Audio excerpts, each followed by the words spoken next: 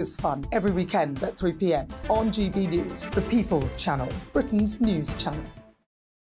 So Jubes and Kerr, we tackle the issues of the day with real, robust debate. Both sides of the fence, battling it out with me in the middle with my forthright opinions and views. And often really interesting things happen because you start with a position and then by the end of the debate you find actually, well, I might not have thought about that one. What we need in this country is 2 new political parties. You should maybe think about doing a 2024 calendar.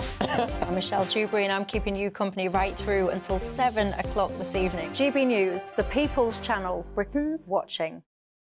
Join us every night on GB News at 11 p.m. for Headliners, which is 3 top comedians going through the next day's news stories, which is exactly what you need, because when the establishment has gone crazy, you need some craziness to make sense of it. Headliners. You don't have to bother reading the newspaper. We've got it covered for you. Every night at 11 p.m. and repeated every morning at 5 a.m. We won't send you to sleep like some of the other paper review shows out there. So join us 11 p.m. every night on GB News. The People's Channel, Britain's news channel. Who is it? We're here for the show. More energy this time! Welcome to the Dinosaur Hour. I was married to a therapist. And you survived? I thought we were getting Hugh Laurie. Second best. You interviewed Saddam Hussein. What's that like? I was terrified. I'm playing strip poker with you three. Oh! No, thank you. My CDs need to be put in alphabetical order. Are you going to be problematic again? The Dinosaur Hour.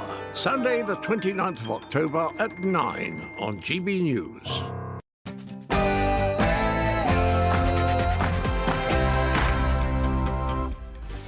Well, welcome to the show. I'm about to give you the menu for the programme, but let me tell you that tonight we will be remembering the sporting and British icon that is Bobby Charlton. A hero for England, a hero for Manchester United, an irreplaceable figure who we have lost at the age of 86. So tonight's show dedicated to a true Great Britain, Bobby Charlton. It's 9 o'clock on television, on radio and online in the United Kingdom and across the world. This is Mark Dolan Tonight. Happy Saturday, one and all. In my big opinion, with some towns missing their post for up to 2 weeks, Royal Mail has become Royal Fail. Britain deserves a better postal service. Postman Pat would be spinning in his grave. My Mark Meets guest is the heroic leader of the Canadian trucker convoy who stood up to vaccine tyranny during the pandemic. He tells us about his extraordinary fight for freedom. In the big story, why are excess deaths in this country through the roof? We'll be debating that with Andrew Bridgen MP, who finally managed to get it debated in Parliament yesterday. Plus, we'll hear the views of renowned NHS GP Dr. David Lloyd. You won't find this debate happening anywhere else on British TV, and you won't want to miss it.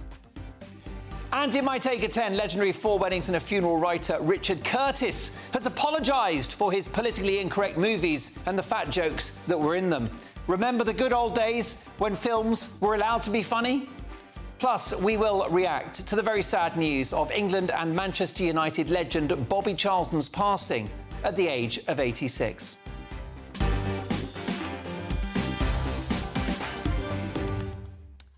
It is Saturday night, so lots of debates, some great stories, some fabulous guests, and why don't we have a bit of a laugh along the way? By all means, grab something cold and fizzy from the fridge or fire up the kettle and let's get to work. A busy 2 hours to come. First, here are the news headlines and Lisa Hartle.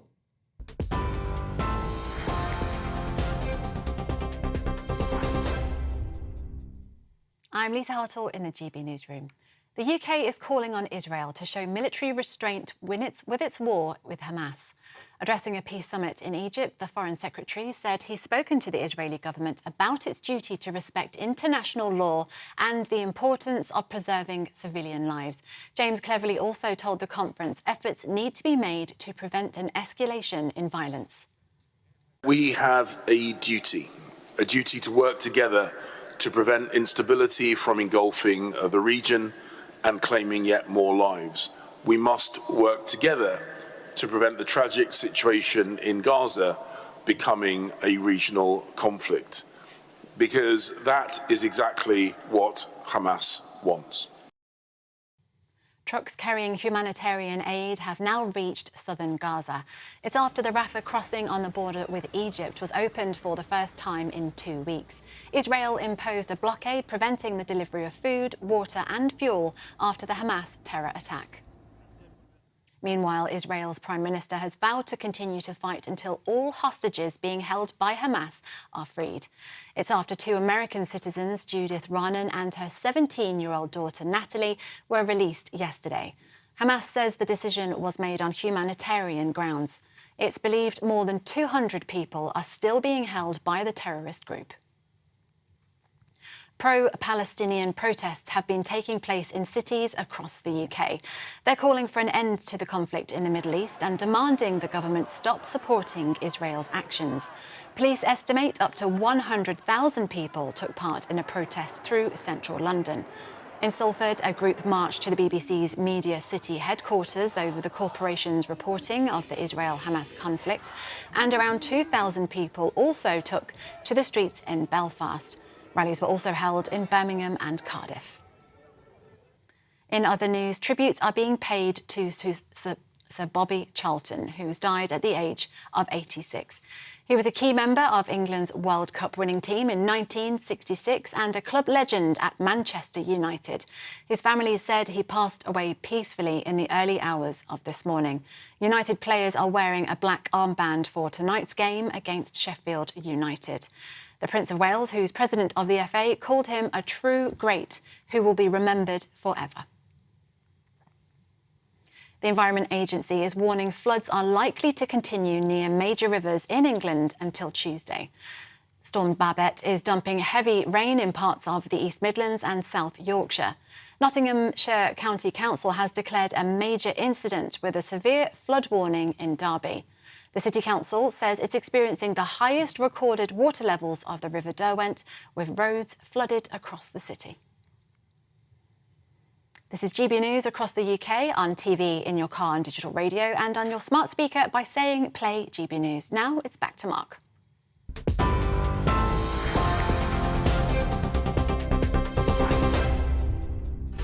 Nice to have Lisa with us. She returns in an hour's time. Welcome to Mark Dolan tonight. In my big opinion, with some towns missing their post for up to 2 weeks, Royal Mail has become Royal Fail. Britain deserves a better postal service. Postman Pat would be spinning in his grave. In the big story, why are excess deaths in this country through the roof? We'll be debating that with Andrew Bridgen MP, who finally managed to get it debated in Parliament yesterday. Plus, we'll hear the views of renowned NHS GP Dr David Lloyd. You won't find this debate happening anywhere else on British TV, and you won't want to miss it. My Mark Meets guest is the heroic leader of the Canadian Truck Convoy, who stood up to vaccine tyranny during the pandemic. He tells us about his extraordinary fight for freedom. In My Take at 10, legendary 4 Weddings and a Funeral writer Richard Curtis has apologised for his politically incorrect movies and the fat jokes in them. Remember the good old days when films were allowed to be funny? Meanwhile, Hollywood celebrities are trying to dictate to Joe Biden over the conflict in the Middle East. The A-listers are now in charge of foreign policy. Plus, is Princess Kate the budget princess? We'll get reaction from the Queen of US showbiz royal and political reporting, Kinsey Schofield. Plus, tomorrow's front pages at 10:30 sharp with 3 top pundits who haven't been told what to say and who don't follow the script. Tonight, Gary Bushell, Sajila Kershi and Rebecca Jane. Tonight I'll be asking the pundits, following a screeching U-turn in which they have finally agreed to call Hamas a prescribed terror organisation, has the BBC permanently damaged its reputation? And as Britain is pelted with rain, it's time to ask, are umbrellas an annoying waste of time and a public menace? Plus, we react to the very sad news of England and Manchester United legend Sir Bobby Charlton's passing at the age of 86. Plus, the most important part of the show, your emails. They come straight to my laptop, mark@gbnews.com. This show has a golden rule, especially on a Saturday night. We don't do boring, not on my watch. I just won't have it. So, a big 2 hours to come. We start with my big opinion.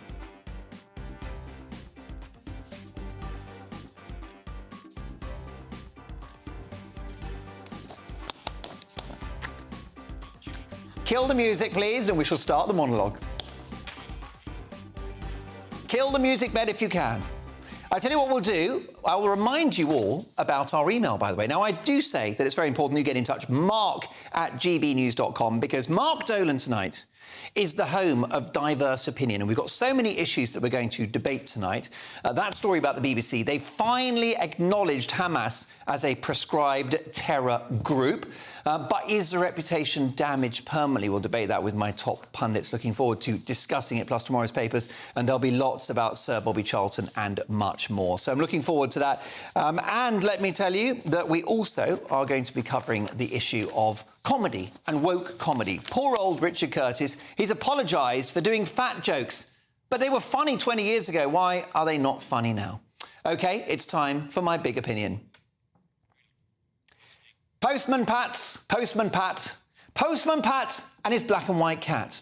Early in the morning, just as day is dawning, he picks up all the post bags in his van. Those were the days when you could have a children's television series about our woefully efficient postal network.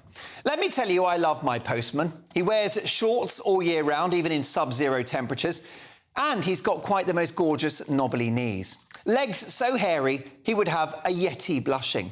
Drives like a maniac with the door open, what a legend. Cheerful, professional, I am one happy customer. In fact, I've never met a postman or postwoman I didn't like.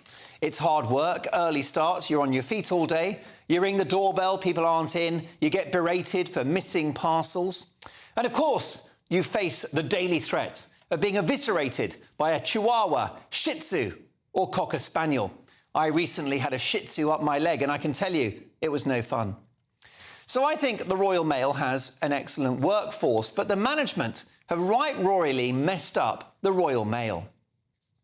According to the excellent financial website thisismoney.co.uk, Royal Mail is delivering post less than once a week in some towns. And in one UK city, residents claim it's once a fortnight.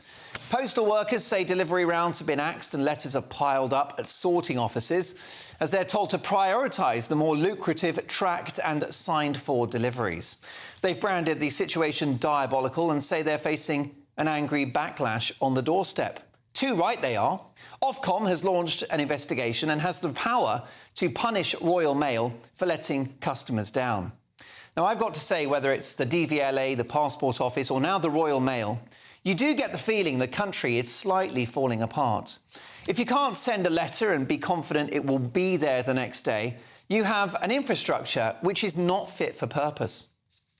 Not only is there a human impact with people missing hospital appointments, missing out on birthday cards, or even love letters from someone sealed with a loving kiss, there is the impact on business and the economy as well. Suppliers waiting for that cheque to arrive, contracts and other documents lost in the post somewhere. And whatever happened to that tenner that your Auntie Mavis sent you for your 18th? Why have DHL, DPD and others entered the parcel market when the Royal Mail Parcel Force previously enjoyed such a monopoly? Well, because they became parcel farce. It doesn't help that the unions representing postal workers are telling their staff to go on strike every 10 minutes. Royal Mail is legally bound by the Universal Postal Service agreement, which requires it to deliver letters 6 a day every week and 5 for parcels. And that's every address in the UK at affordable prices that are uniform throughout the UK. Well, I think it's time for the government to flex its muscles and to demand the Royal Mail fulfils its obligations and does what we pay it to do. If not, allow DHL or Federal Express to take over the postal infrastructure, given their global expertise. They might do a better job. They couldn't do worse. Emails are great, don't get me wrong, and the move to digital is a hard adjustment for any postal network and a lot of lost income. But people still want to send letters. They want to write to each other. Many like the security of being paid by cheque or receiving proper itemised paper bills for utilities. And we mustn't lose that. Just as we mustn't lose any more post offices, which are a lifeline for many older people and the social hub of many communities. The Royal Mail should raise their game or get out of the game altogether. Royal Mail has become Royal Fail. If the service gets any worse, the government should return to sender. Poor old Postman Pat is spinning in his grave, and his gorgeous pussy is none too happy either. Postman Pat, Postman Pat, Postman Pat and his black and white cat. Early in the morning, just as day is dawning, he picks up all the post bags in his van. Postman Pat, Postman Pat, Postman Pat and his black and white cat. All the birds are singing and the day is just beginning. Pat feels he's a really happy man.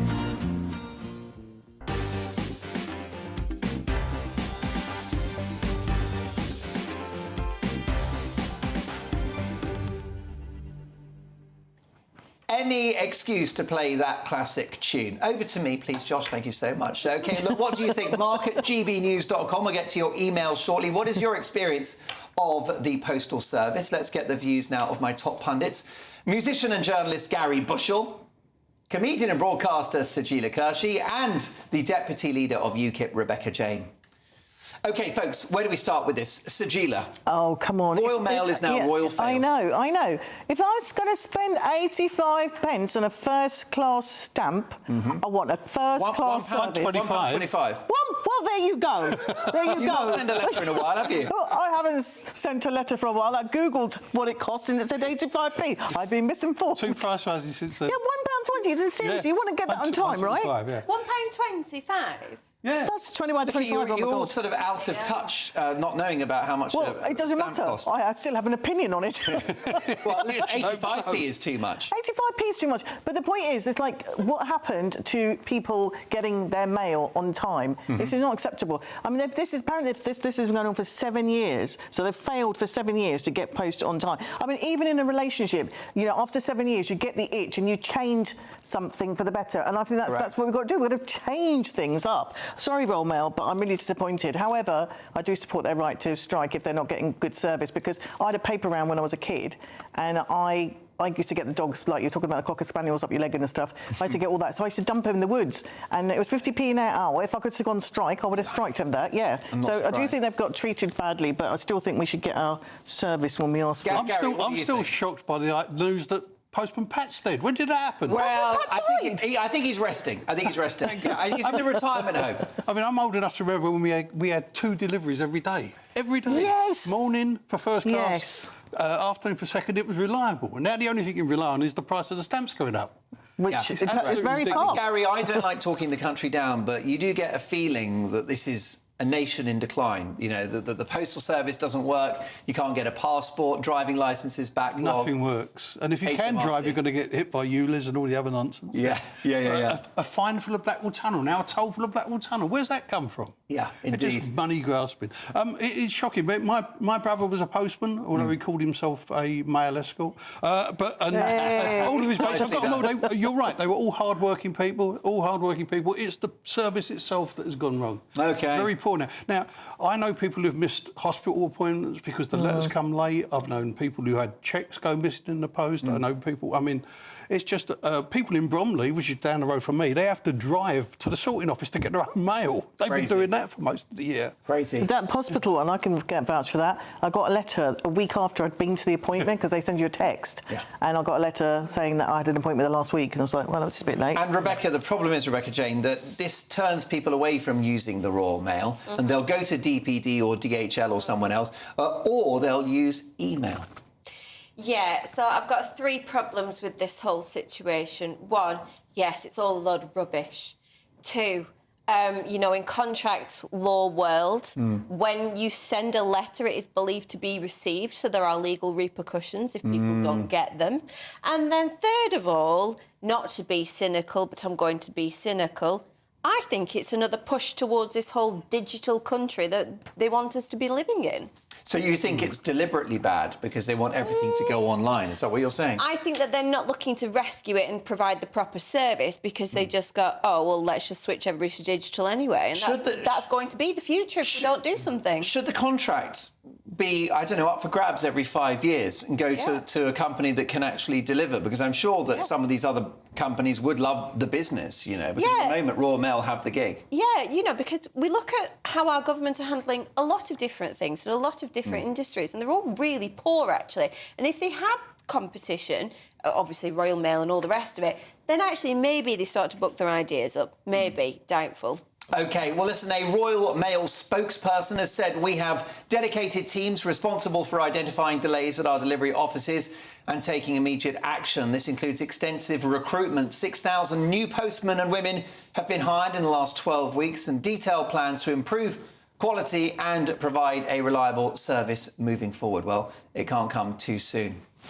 What's your experience of the Royal Mail? Mark at gbnews.com. Coming up next in the big story, why are excess deaths in this country through the roof? We'll be debating that with Andrew Bridgen MP, who finally managed to get it debated in Parliament yesterday. Plus, we'll hear the views of renowned NHS GP Dr David Lloyd. You won't find this debate happening anywhere else on British TV. You won't want to miss it. That's next.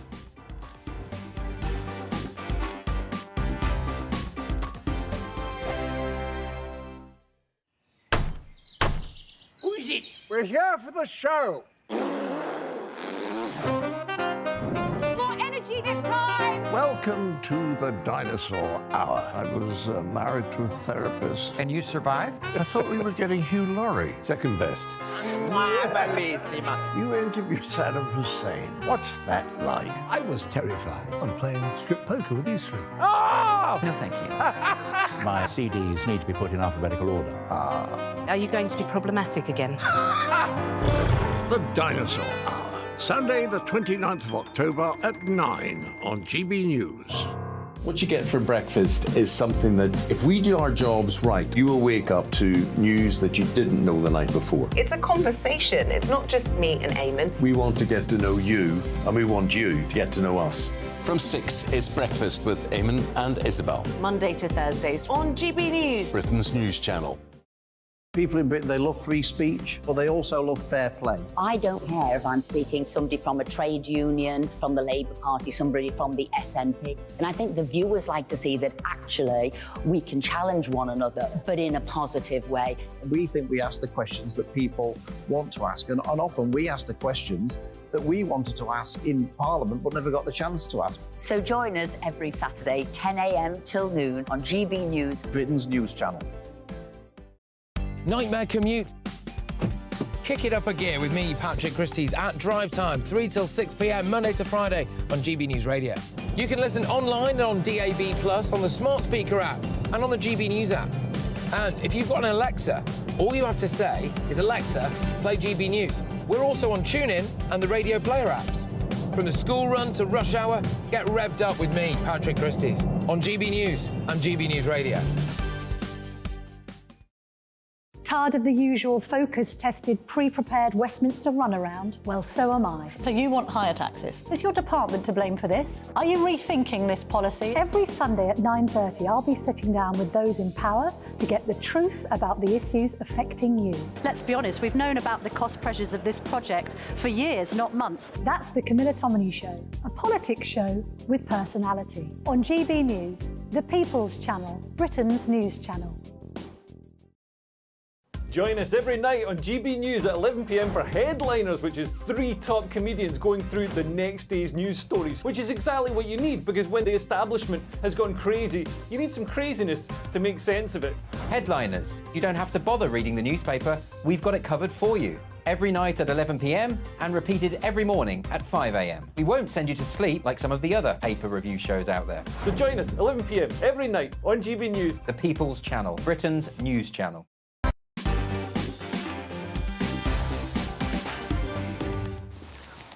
Well, it turns out an expose by the This Is Money website reveals that some cities in this country aren't receiving their post for 2 weeks. What's your experience of the Royal Mail?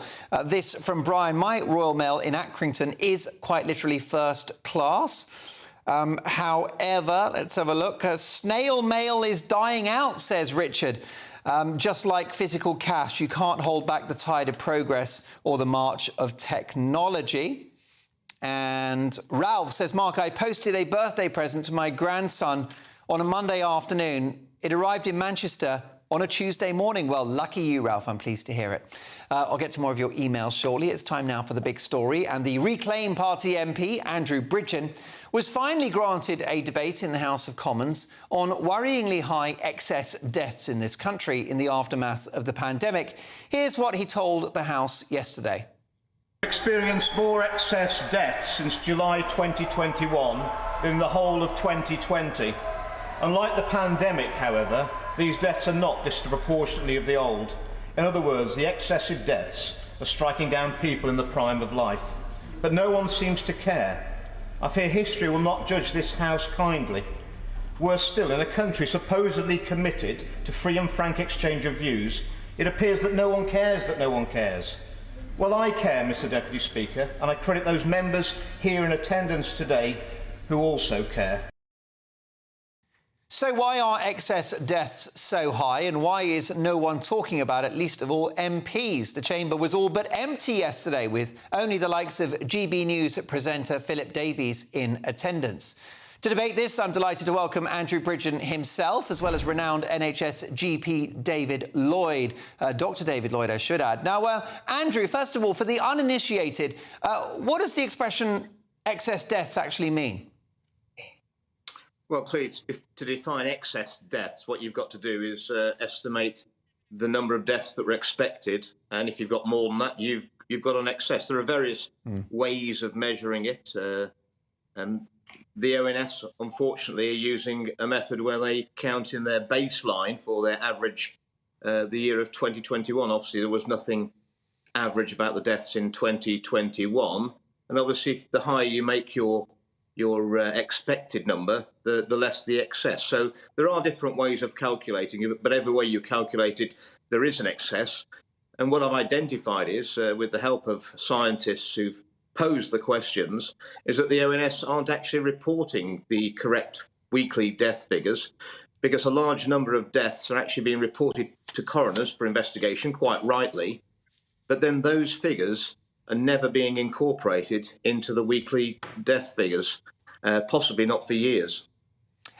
What are some of the damning headline figures? Because I think there's concern about the number of excess deaths and also the age groups.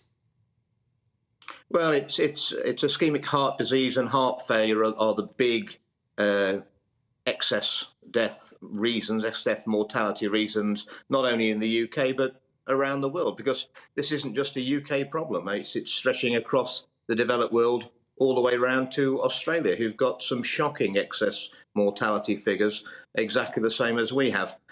But Australia is a very interesting for the debate, because they actually rolled out the vaccines, the experimental vaccines, before they got many cases of COVID in large amounts of their country. And what they actually saw was excess deaths that were nothing to do with COVID at all, because they hadn't had any cases of COVID in parts of Australia, but they had the vaccination and they suffered the excess deaths.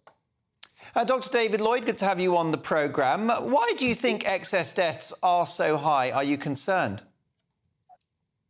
Yes, I think I'm very concerned. And to answer Mr. Bridgen's very detailed research, I can't do that. But I think there is an issue about causality. We know that people who died in 2021 and 2022, 93% of them had a COVID vaccine, and there was a huge increase in mortality, but it wasn't caused by the COVID vaccine. As Mr. Bridgen has just said, there is this very strong link between COVID, the disease, and the development of heart disease later on. I think we're in the middle of a very long tail. I work as one of my jobs, I work as a medical examiner at my local hospital, where we look into the deaths of people who die in the hospital. And people are dying of COVID now. People are dying on intensive care of COVID, but they won't be counted as a COVID death because they died beyond the 28-day rule with a test within 28 days for COVID. So underreporting is a big issue. We are going to see an awful lot more deaths, and we're going to see an awful lot of people who have had COVID who develop heart problems later on in their lives as well. So it is a very worrying problem. But the important thing to say is that it's not the vaccine that's causing this problem, it's the disease. And the vaccine is the cause, is the thing that we need to give people still to stop them getting the consequences of COVID and the heart problems associated with that. Andrew, do you accept that point, that actually it's COVID which is causing these heart problems rather than the vaccination? Well, it couldn't have caused it in Australia, where they were vaccinated before. They didn't get hit hard with COVID until the Omicron wave, which was much later, and they had already got the huge increase in a 67% increase in reported hospitalisations for cardiac arrest in southern Australia. I quoted all those figures in my speech yesterday. And also, the learned doctor should know, there was a very, very good paper from Israel that came out, established, I think, about 12 months ago, which clearly showed that COVID itself did not cause increases in heart failure. This is totally down to the vaccines. We know that the vaccines cause myocarditis and pericarditis. That's now been admitted. In the Pfizer trial, there were 4 patients in the Pfizer trial group who died of cardiac arrest, but only 1 in the placebo group. I think that is pretty significant now. That's pretty significant. Dr. Taylor, we heard so much about the COVID death toll during the pandemic. Why the silence from the medical establishment over excess deaths? I appreciate, take on board that you're concerned, but I haven't seen too many medics on TV publicising these excess deaths. Oh, I think it's a very common thing to talk about amongst doctors. It's a very common thing to talk about. I mean, don't forget... Well, I haven't seen any press conferences. I haven't seen any newspaper headlines about it. Well, and I've also not seen any television networks debate it. And the House of Commons was empty yesterday. Why? Well, I think that the extreme views that people have about you call it an experimental vaccine is not an experimental vaccine. It was developed using all the proper... Well, why is it under emergency use authorisation? Why is it still under emergency use authorisation with product indemnity? Tell me why the Nobel Prize Committee decided to award this year's medicine prize to the 2 people who developed the mRNA vaccine. We know this vaccine is a major, major advance. They also gave... Wait, Andrew, I'll come back to you. Let Richard finish his point. Richard? I'm just saying that the COVID vaccine is the first...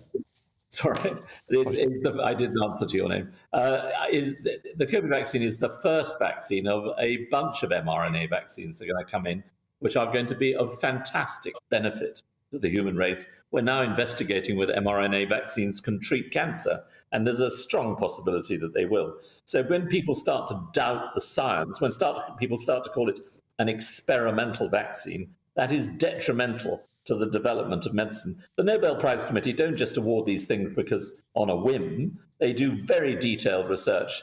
And so it's a fantastic boost for mRNA vaccines that we've got the Nobel Prize. And the data shows that only 51 people in the entire country died as a result of COVID vaccinations, which is 1 chance in 359,000. Whereas you contrast that to the hundreds of thousands of people that we saved from dying from the vaccine, the evidence is overwhelming that this vaccine works and is safe and should continue to be used. And we are still seeing people dying of COVID. So I think Mr. Bridgen is a very good, he's done lots of in-depth research. I commend him for getting this relatively difficult to obtain data.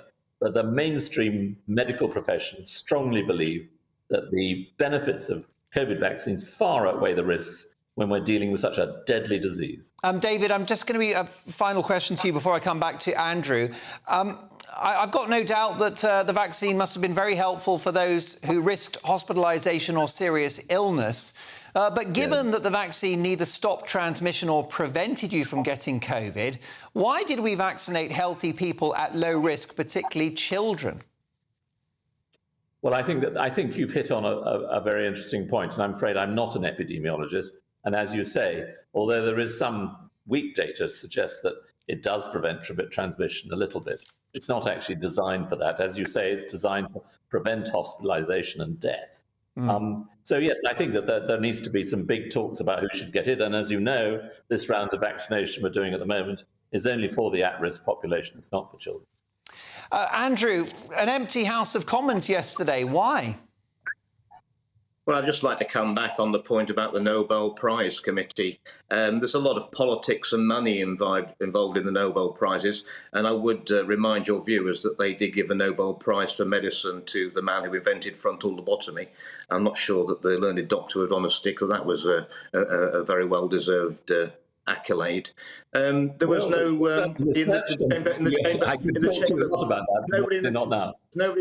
nobody in the chamber because they didn't want to talk about it, and unofficially that's what they don't want to talk about. When I raise issues that they don't want to talk about, the reason I'm shunned in Parliament is because the public do want to talk about these issues. They want to talk about excess deaths, they want to talk about vaccine harms, they want to talk about the sexualisation of our children in schools through PHE education, they want to talk about the WHO power grab over our sovereignty. And when I raise these issues, constituents email their own MP because they're concerned about it, and it forces MPs to debate and put themselves certainly on the wrong side of history. But the trouble is that history is written by the establishment and the victors, and we haven't won yet, but we are going to, because the truth will come out. My thanks to... The truth is already there for COVID vaccination. OK, my thanks to NHS GP, Dr David Lloyd. Thank you, David, for joining us. And Andrew, thank you for your time as well. Andrew Bridgen, MP. Brilliant stuff and a fascinating debate. Your verdict, please, mark at gbnews.com. Should we talk about these excess deaths and what are your concerns about them? Coming up with the pundits following a screeching U-turn in which they've now agreed to call Hamas a proscribed terror organisation. Has the BBC permanently damaged its reputation? And as Britain is pelted with rain, it's time to ask, are umbrellas an annoying waste of time and a public nuisance? So much to get through. We'll discuss the BBC next. Don't go anywhere. I'm Andrew Doyle. Join me at 7 o'clock every Sunday night for Free Speech Nation, the show where I tackle the week's biggest stories in politics and current affairs with the help of my two comedian panellists and a variety of special guests. Free Speech Nation, Sunday nights from 7 on GB News, the People's Channel, Britain's news channel. I think the most exciting bit for me is talking to ordinary people. People who I think are ignored often by the major news channels. We're going to give news they want to hear. There's a voice there that needs to be heard. I think there's a chance here for a diversity of opinion to be expressed, which you don't find elsewhere. It's really exciting. We don't hold back. We're free to say how decisions that are taken here affect us all around the country. Only on GB News, the People's Channel, Britain's news channel. There's only three people you can trust in life: your doctor, your lawyer, and your nana. I'm not sure. So join me, Nana Aquare, at 3 p.m. every Saturday and Sunday, where we discuss the biggest topics of the weekend. Be ready for battle. Could you be quiet? What is this? It's my new teeth. It's your new teeth. I don't bite. Well, not without a good reason. Always honest, always fun. Every weekend at 3 p.m. on GB News, the People's Channel, Britain's news channel. So Jubes and Kerr, we tackle the issues of the day with real, robust debate, both sides of the fence, battling it out with me in the middle with my forthright opinions and views. And often really interesting things happen because you start with a position and then by the end of the debate you find actually, well, I might not have thought about that one. What we need in this country is two new political parties. You should maybe think about doing a 2024 calendar. I'm Michelle Dewberry and I'm keeping you company right through until 7 o'clock this evening. GB News, the People's Channel, Britain's watching. Join us every night on GB News at 11 p.m. for Headliners, which is 3 top comedians going through the next day's news stories, which is exactly what you need, because when the establishment has gone crazy, you need some craziness to make sense of it. Headliners. You don't have to bother reading the newspaper. We've got it covered for you. Every night at 11 p.m. and repeated every morning at 5 a.m. We won't send you to sleep like some of the other paper review shows out there. So join us 11 p.m. every night on GB News. The People's Channel, Britain's news channel. Who is it? We're here for the show. More energy this time! Welcome to the Dinosaur Hour. I was married to a therapist. And you survived? I thought we were getting Hugh Laurie. Second best. You interviewed Saddam Hussein. What's that like? I was terrified. I'm playing strip poker with these three. Oh! No, thank you. My CDs need to be put in alphabetical order. Are you going to be problematic again? The Dinosaur Hour. Sunday, the 29th of October at 9 on GB News.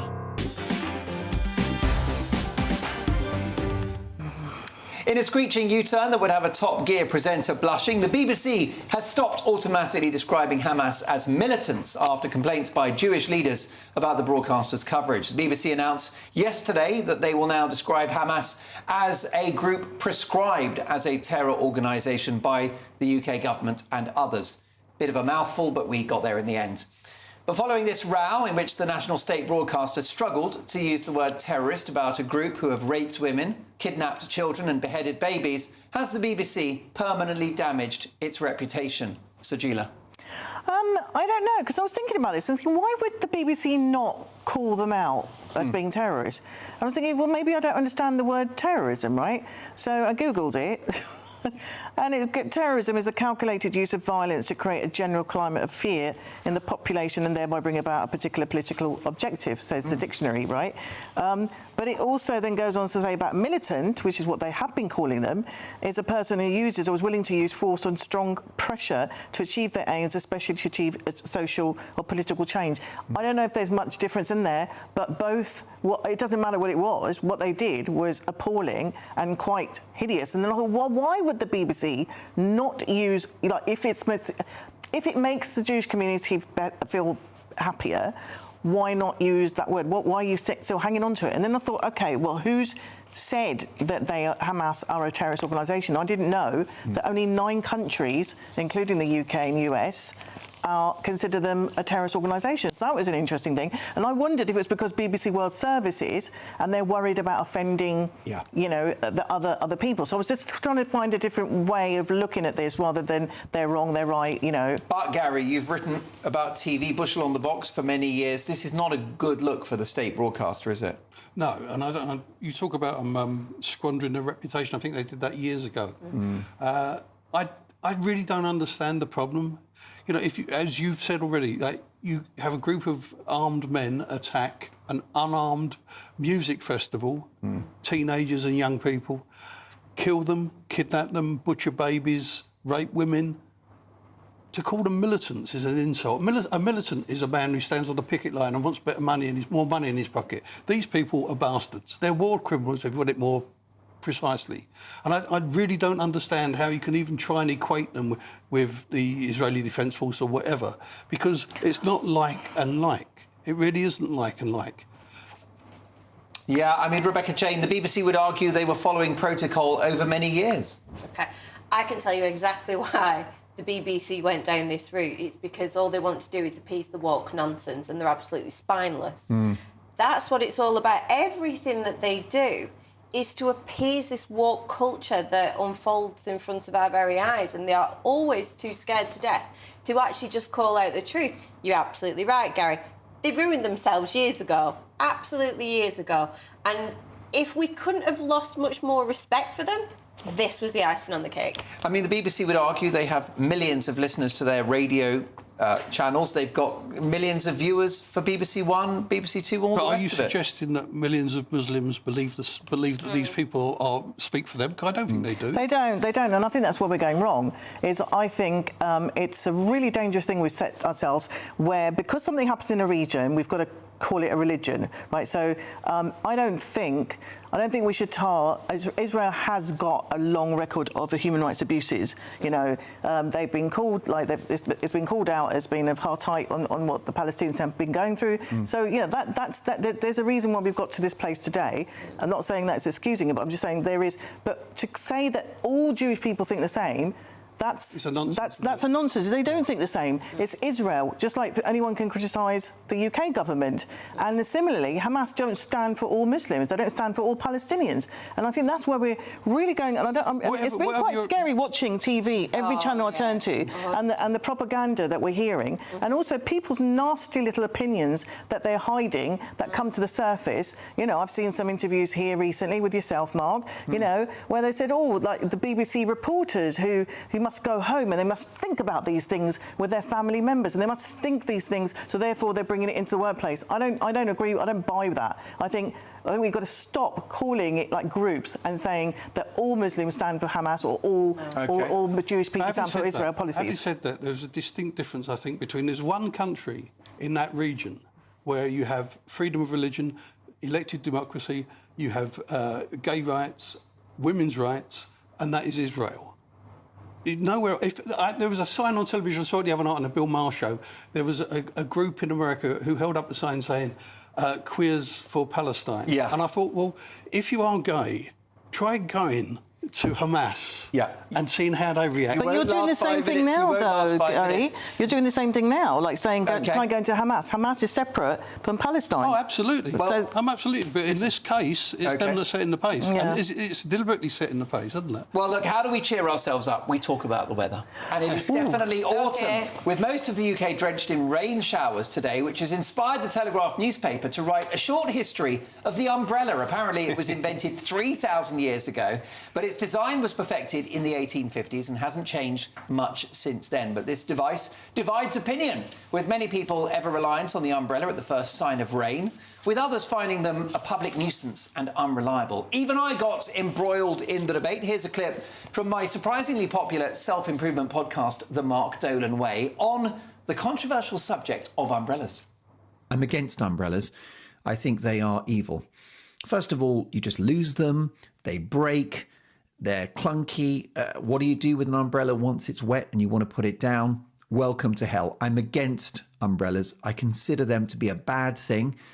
And I'm not really a participant in cancel culture, but I would cancel bloody umbrellas.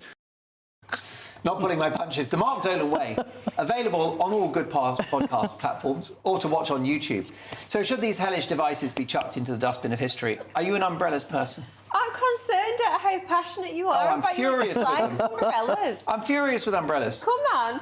I love a good umbrella. They pop out the wrong way. No. They break. They take your eye out. No, you've been buying the cheap ones. Of course. You've got to buy the expensive ones, the big golf brollies. They're brilliant. I love them. I can't carry them. It's not strong enough to carry them around in my handbag. Are you an umbrella person? No, I hear you're triggering. I see where the triggers come from. It's Edinburgh, isn't it? Correct. Edinburgh. All those years of Edinburgh raining, and then those umbrellas that break, and you go into a gig and you're freezing cold and wet. I'm kind of agreeing with you actually on this. I've got 12 umbrellas that I found at home, and none of them really work. I don't know why I'm keeping them. They all break, and even the expensive ones eventually they don't last. They will go. I'm sorry, Gary. Umbrellas have had their day. I don't think there's a reasonable replacement at the moment. I don't think there's anything wrong with umbrellas. What about a copy of the Daily Express newspaper? That'd be very fine. It wouldn't work. It wouldn't last very long, but it'd be fine. But what you want really, you don't want. Oh, you gone? No, I'm all yours. I'm all yours. I mean, it's not so much the umbrella; it's the umbrella user. That's the problem. They need to be. I think they need to be schooled in how to. Was that etiquette? Yes, umbrella etiquette. Only tall people should be able to carry them. Or people on stilts. Yeah, because the little ones, they get on my nerves. Yeah. Now you're talking. Brilliant stuff. Well, listen, coming up, my Mark Meets guest is the heroic leader of the Canadian trucker convoy who stood up to vaccine tyranny during the pandemic. He tells us about his extraordinary fight for freedom. And in my Take a 10, looking forward to this, top comedy writer Richard Curtis had to apologise for fat jokes in his films. What's wrong with them? We'll discuss that at 10 o'clock. But we'll hear from the Canadian truckers next. Don't go anywhere.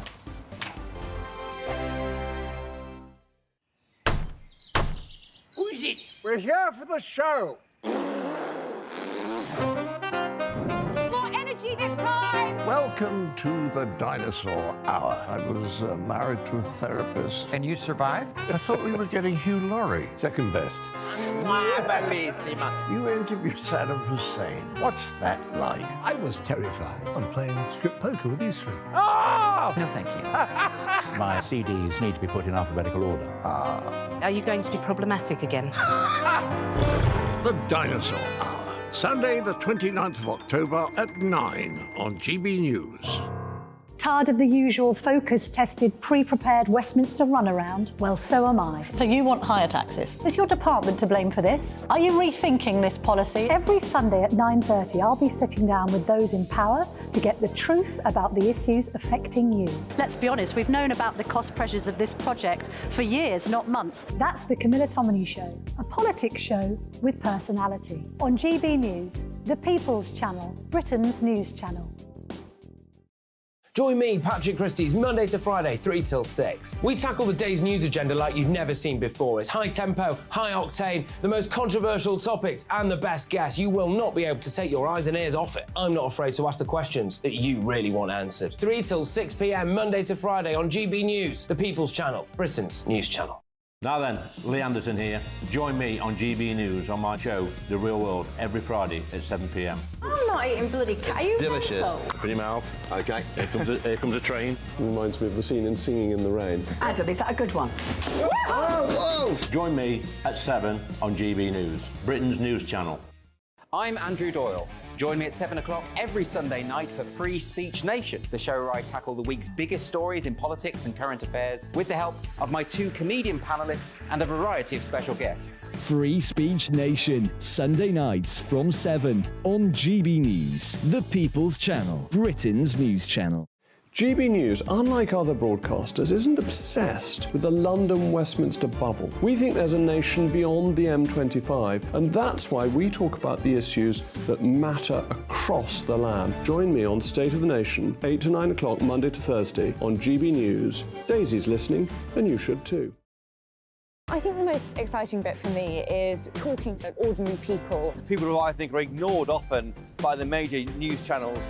We're going to give news they want to hear. There's a voice there that needs to be heard. I think there's a chance here for a diversity of opinion to be expressed, which you don't find elsewhere. It's really exciting. We don't hold back. We're free to say how decisions that are taken here affect us all around the country.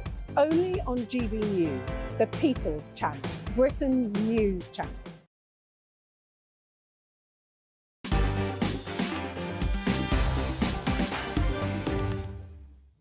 Hi, Mark, says Andy, in regards to the Royal Mail. I retired last year after 47 years at the Royal Mail. It's a scandal what's going on in the company now. I work with an amazing group of guys and gals who are now leaving in droves. It used to be a great job until privatisation. Many of you are saying that privatisation is the problem.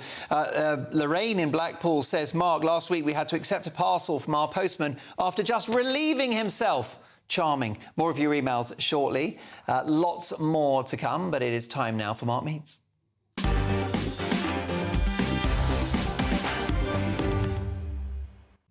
Try to imagine that this happened just a couple of years ago in a supposedly freedom-loving country as the Canadian Prime Minister Justin Trudeau threatened unvaccinated truckers with the sack. This authoritarian mandate led to an unprecedented protest in Ottawa, in which thousands of truckers pulled up their vehicles in solidarity. The truckers and their supporters saw their bank accounts frozen, an example of government overreach that would have North Korea blushing.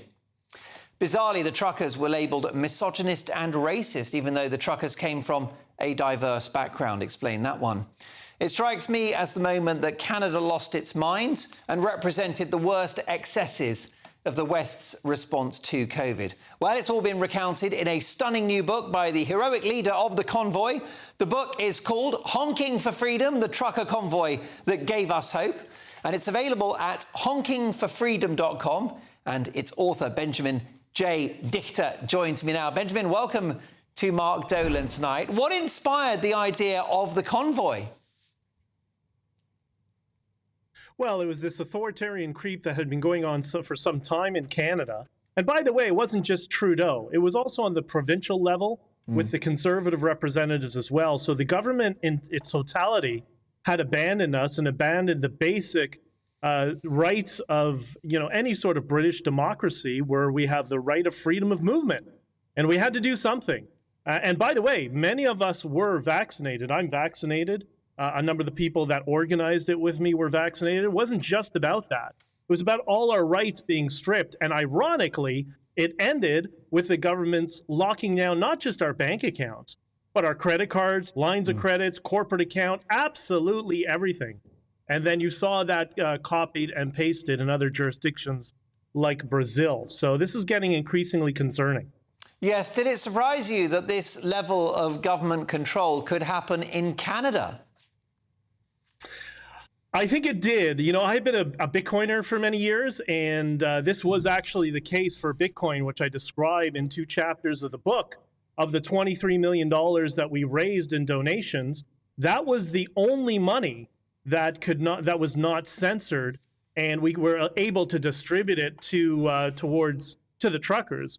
But yeah, it was really quite shocking, and many people are still, they still have some sort of trauma from this. They don't trust the banking system. When the EMA was invoked, there was a $1.2 trillion bank run, according to my contacts within the government. Like, it really did irreparable damage to Canada's reputation for something that we always thought, and this was the Bitcoin case.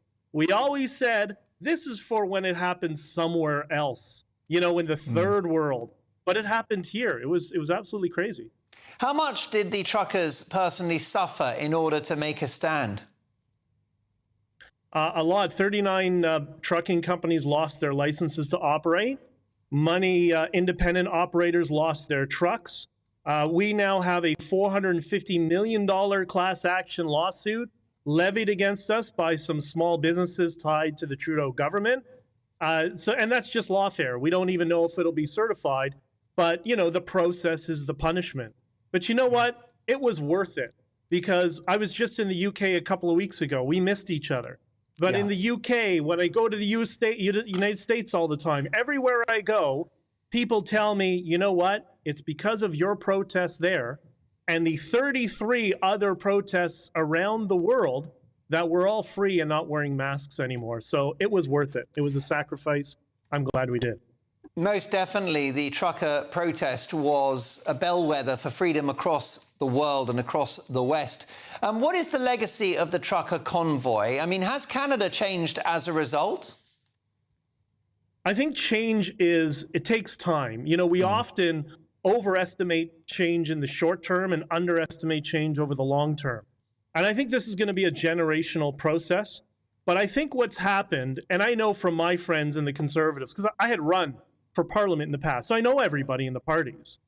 A line has been drawn in the sand for the political class that there are a group of small business owners, independent middle-class people who, when pushed, are ready to stand up and to protest, which is not something that class of people normally does. Now, Justin Trudeau, the Prime Minister, called the truckers racists and misogynists. Where did he get that from? I don't know. He also called me a neo-Nazi, and I'm Jewish. And I said in one of the interviews, unlike Prime Minister Blackface, some of us still have family buried in mass graves in Europe. But, he's a puppet. We know, everybody knows on Capitol Hill, he doesn't make the decisions. He comes out, he is, as he once described himself, the relationships manager and, part-time costume enthusiast. But I think the end of his career is very, very close, and we can move on from the COVID blackface era. Briefly, have you had much trouble getting publicity for your excellent new book? Well, yeah, you would say, let's just say the legacy media isn't thrilled with this book, but that is to be expected. And I wrote this for one very important reason. This is all the good stories. There are a bunch of books that have been written that's all apologetics for the political parties that, quite frankly, all failed us. But I wanted to share the story of how we all came together. That's why the cover in the foreground is people and the Canadian flags, and the trucks are in the background, because it was about a country finally unifying. And I'll give you one brilliant example. One of the first interviews I did from Ottawa was with a very well-known Quebec journalist who works for a French publication. And I asked her at the end of the interview, as I usually do in interviews, I said, what do you think about this? What do you think about what's going on and all that stuff? You know what she said to me? She said, my entire life, I've been a separatist until I saw the trucks driving across the country, and I bought my first Canadian flag ever, and I now identify as a Canadian, and I realize that we're all unified. Imagine that. Well, listen, my viewers and listeners need to head to honkingforfreedom.com. Brilliant, brilliant book, and it's been written by Benjamin Dichter, D-I-C-H-T-E-R. I think we've got the graphic there. Thank you very much, Benjamin. Listen, we'll catch up in the next hour, in which I'll be dealing with woke comedy and the cancellation of fat jokes. Find out why next.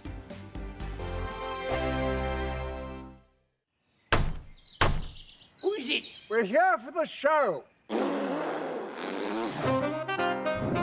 energy this time! Welcome to the Dinosaur Hour. I was married to a therapist. And you survived? I thought we were getting Hugh Laurie. Second best. You interviewed Saddam Hussein. What's that like? I was terrified. I'm playing strip poker with these three. Ah! No, thank you. My CDs need to be put in alphabetical order. Are you going to be problematic again? The Dinosaur Hour. Sunday, the 29th of October at 9 on GB News. What you get for breakfast is something that, if we do our jobs right, you will wake up to news that you didn't know the night before. It's a conversation. It's not just me and Eamon. We want to get to know you, and we want you to get to know us. From 6, it's Breakfast with Eamon and Isabel. Monday to Thursdays on GB News. Britain's news channel. People in Britain, they love free speech, but they also love fair play. I don't care if I'm speaking somebody from a trade union, from the Labour Party, somebody from the SNP. And I think the viewers like to see that actually we can challenge one another, but in a positive way. We think we ask the questions that people want to ask, and often we ask the questions that we wanted to ask in Parliament but never got the chance to ask. So join us every Saturday, 10 a.m. till noon on GB News, Britain's news channel. Nightmare commute. Kick it up a gear with me, Patrick Christie's, at drive time, 3 till 6 p.m, Monday to Friday on GB News Radio. You can listen online and on DAB+, on the smart speaker app, and on the GB News app. And if you've got an Alexa, all you have to say is, Alexa, play GB News. We're also on TuneIn and the Radio Player apps. From the school run to rush hour, get revved up with me, Patrick Christie's, on GB News and GB News Radio. Tired of the usual focus-tested, pre-prepared Westminster runaround? Well, so am I. So you want higher taxes? Is your department to blame for this? Are you rethinking this policy? Every Sunday at 9:30, I'll be sitting down with those in power to get the truth about the issues affecting you. Let's be honest, we've known about the cost pressures of this project for years, not months. That's the Camilla Tominey Show, a politics show with personality. On GB News, the People's Channel, Britain's news channel. Join us every night on GB News at 11 p.m. for Headliners, which is 3 top comedians going through the next day's news stories, which is exactly what you need, because when the establishment has gone crazy, you need some craziness to make sense of it. Headliners. You don't have to bother reading the newspaper. We've got it covered for you. Every night at 11 p.m. and repeated every morning at 5 a.m. We won't send you to sleep like some of the other paper review shows out there. So join us 11 p.m. every night on GB News. The People's Channel, Britain's news channel.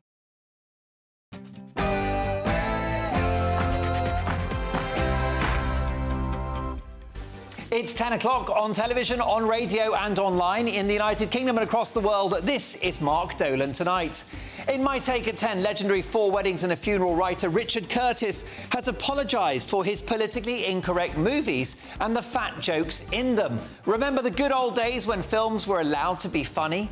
Meanwhile, Hollywood celebrities are trying to dictate to Joe Biden over the conflict in the Middle East. The A-listers are now in charge of foreign policy. Plus, is Princess Kate the budget princess? We'll get reaction from the queen of US showbiz, royal and political reporting, Kinsey Schofield. Plus, tomorrow's newspaper front pages and live reaction in the studio from tonight's top pundits. And we will react to the very sad news of England and Manchester United legend Sir Bobby Charlton's passing at the age of 86. A packed show, lots to get through, but first the news and Lisa Hartle.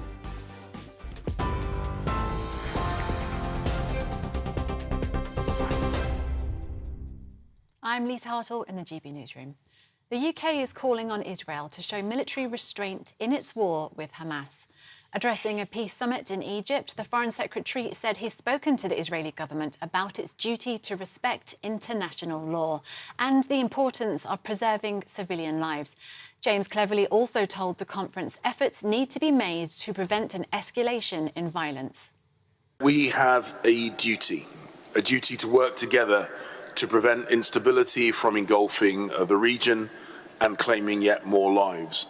We must work together to prevent the tragic situation in Gaza becoming a regional conflict, because that is exactly what Hamas wants. The Prime Minister has stepped up his demands for increased humanitarian access to Gaza. Earlier, trucks carrying humanitarian aid reached southern Gaza after the Rafah crossing on the border with Egypt was opened for the first time in 2 weeks. Writing in The Telegraph, Rishi Sunak said the world is facing an acute crisis. Israel imposed a blockade preventing the delivery of food, water and fuel after the Hamas terror attack. Meanwhile, Israel's Prime Minister has vowed to continue to fight until all hostages being held by Hamas are freed. It's after 2 American citizens, Judith Raanan and her 17-year-old daughter Natalie, were released yesterday. Hamas says the decision was made on humanitarian grounds. It's believed more than 200 people are still being held by the terrorist group. Pro-Palestinian protests have been taking place in cities across the UK. 10 arrests were made in connection with a protest through central London, with 5 police officers receiving minor injuries. An estimated 100,000 people took part. In Salford, a group marched to the BBC's Media City headquarters over the corporation's reporting of the Israel-Hamas conflict. And around 2,000 people also took to the streets in Belfast. They're calling for an end to the conflict in the Middle East and demanding the government stop supporting Israel's actions. In other news, tributes are being paid to Sir Bobby Charlton, who has died at the age of 86. He was a key member of England's World Cup winning team in 1966 and a club legend at Manchester United. His family said he passed peacefully in the early hours of this morning. United players wore a black armband for the game against Sheffield United tonight. The Prince of Wales, who's president of the FA, called him a true great who will be remembered forever. The Environment Agency is warning floods are likely to continue near major rivers in England until Tuesday. Storm Babette is dumping heavy rain in parts of the East Midlands and South Yorkshire.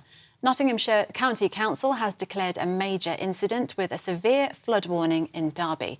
The city's council says it's experiencing the highest recorded water levels of the River Derwent, with roads flooded across the city. This is GB News across the UK, on TV, in your car and digital radio, and on your smart speaker by saying play GB News. Now it's back to Mark.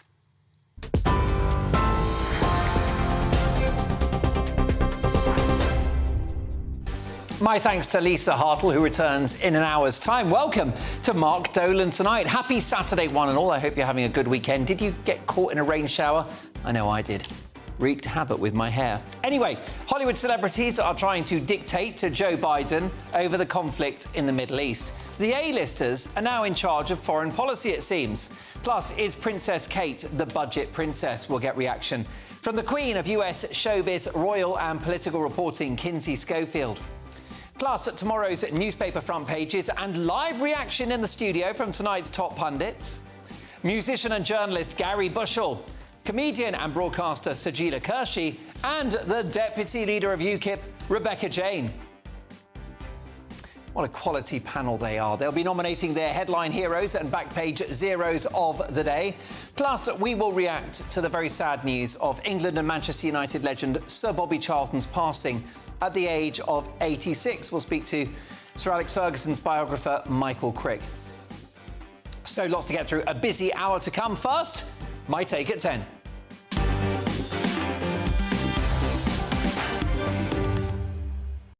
This story had me spitting out the contents of my KFC bargain bucket. The truly brilliant comedy writer Richard Curtis, responsible for some of the funniest, best-crafted British films of all time, including Notting Hill, Bridget Jones and 4 Weddings and a Funeral, not to mention his TV work, the raw genius of Blackadder and the charmingly quirky Vicar of Dibley, has apologised for his politically incorrect films, including Notting Hill, the cast of which was whiter than the audience at a Coldplay concert. It is true that the choice of actors in that film hardly represented the diverse nature of Notting Hill. It was comically white and comically middle class. But it's disingenuous to make these films, accrue millions off the back of them, and then years later say, "Oh, I'm so sorry, what was I thinking?" It's a familiar routine now. Make a show or movie, write a book, get rich, get famous from it, and then years later, apologise. The creator of US sitcom Friends did the same thing, apologising for that show being so white. whilst still banking those lovely royalty checks. It's a tedious cycle. No artist worth their salt should ever apologise for the work they've done. At worst, they can say times have changed and these shows or movies look different now. But spare me the hand-wringing, the profuse apologies, the wearing of a hair shirt as they fall to their knees at the altar of wokeism. Apologies from these stars makes me want to reach for the sick bag. Plus, they are fueling cancel culture, feeding the woke crocodile, which grows ever hungrier, making life harder for people creating art in 2023. It's what many powerful celebrities do, enjoy the freedom of the past whilst pulling up the drawbridge for everyone else.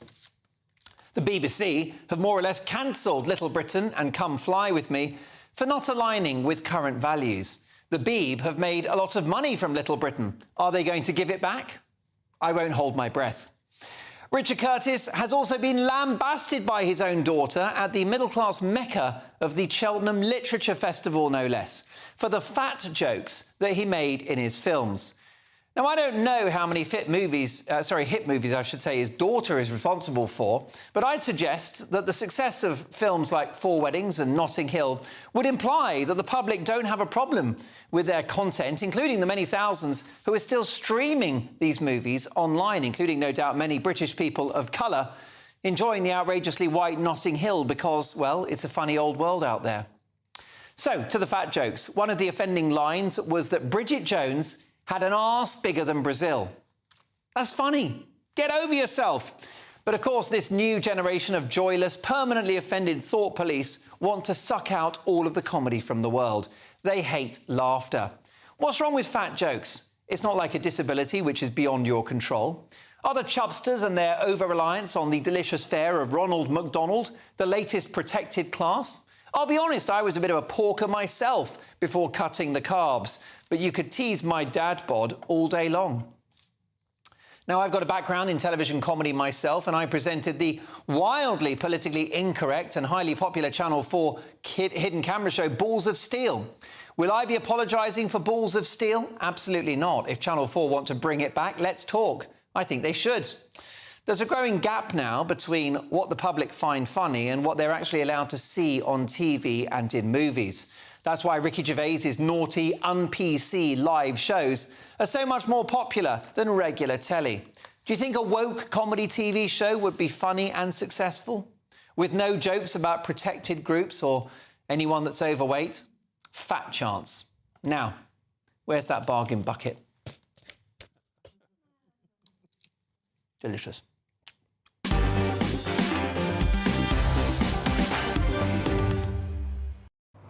These aren't bad, gotta say. Nice bit of protein, KFC.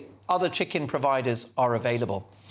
Your reaction, Mark at GBNews.com. Are you offended by fat jokes? Let's get the views of my top pundits tonight. Musician and journalist Gary Bushell, comedian and broadcaster Sajila Kershi, and the Deputy Leader of UKIP, Rebecca Jane. I'll start with you, Gary. Your reaction to this massive apology from Richard Curtis about a few gags from the 90s. I think it's pretty feeble, really, but everything now is seen through this prism of wokeness. And to me, the whole thing with his daughter, it's almost like a sort of posh Hampstead version of the Stalinist trials where the children are brought on to denounce their parents for thought crime. And I do think, as you said, I think, you know, if he's that upset about having made millions from doing these jokes, why don't he give the money to someone else? We'd all, you know, it could benefit a lot of people. There's nothing wrong with a fat joke. The point is, there can be.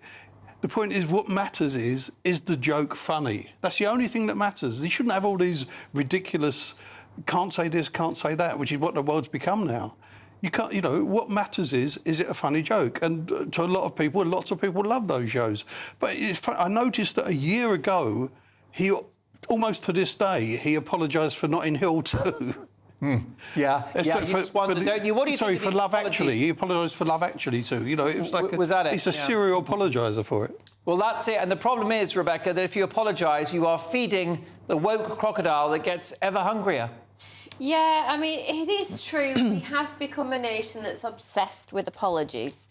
And this is bowing to the woke nonsense once again. Do I think the jokes were funny or are funny? No, never. Sorry, not my cup of tea. But I don't think that we should be apologising for everything. Where do we draw a line? Like, it's OK that this is how it was in years gone by. There's no judgment in that. As long as we learn and we do differently in future, stop apologising, for goodness sakes. Yes, well, Sajeela, you are a professional comedian. Your reaction to this statement by Richard Curtis? Well, firstly, I think they should bring back Balls of Steel. I used to really enjoy that. And don't ever apologise, Mark, for Balls of Steel. It was top pucker stuff. I think GB News should remake it. I think they should. I think you probably need a hostess with you on that show. Yeah, I could do it with a co-presenter. She'd have to be gorgeous and because we're diverse, you know, we're going to have like me, ticking all the boxes. But no, the thing is, I agreed with what you wrote. I think Richard Curtis having a conversation with his daughter and apologising to daughter, fair enough, I get that, that's fine. But, you know, don't apologise, don't make that public. Don't make that public because, yeah, you have dined out on it. And if you want to give your money away, hey, I could use it, thank you.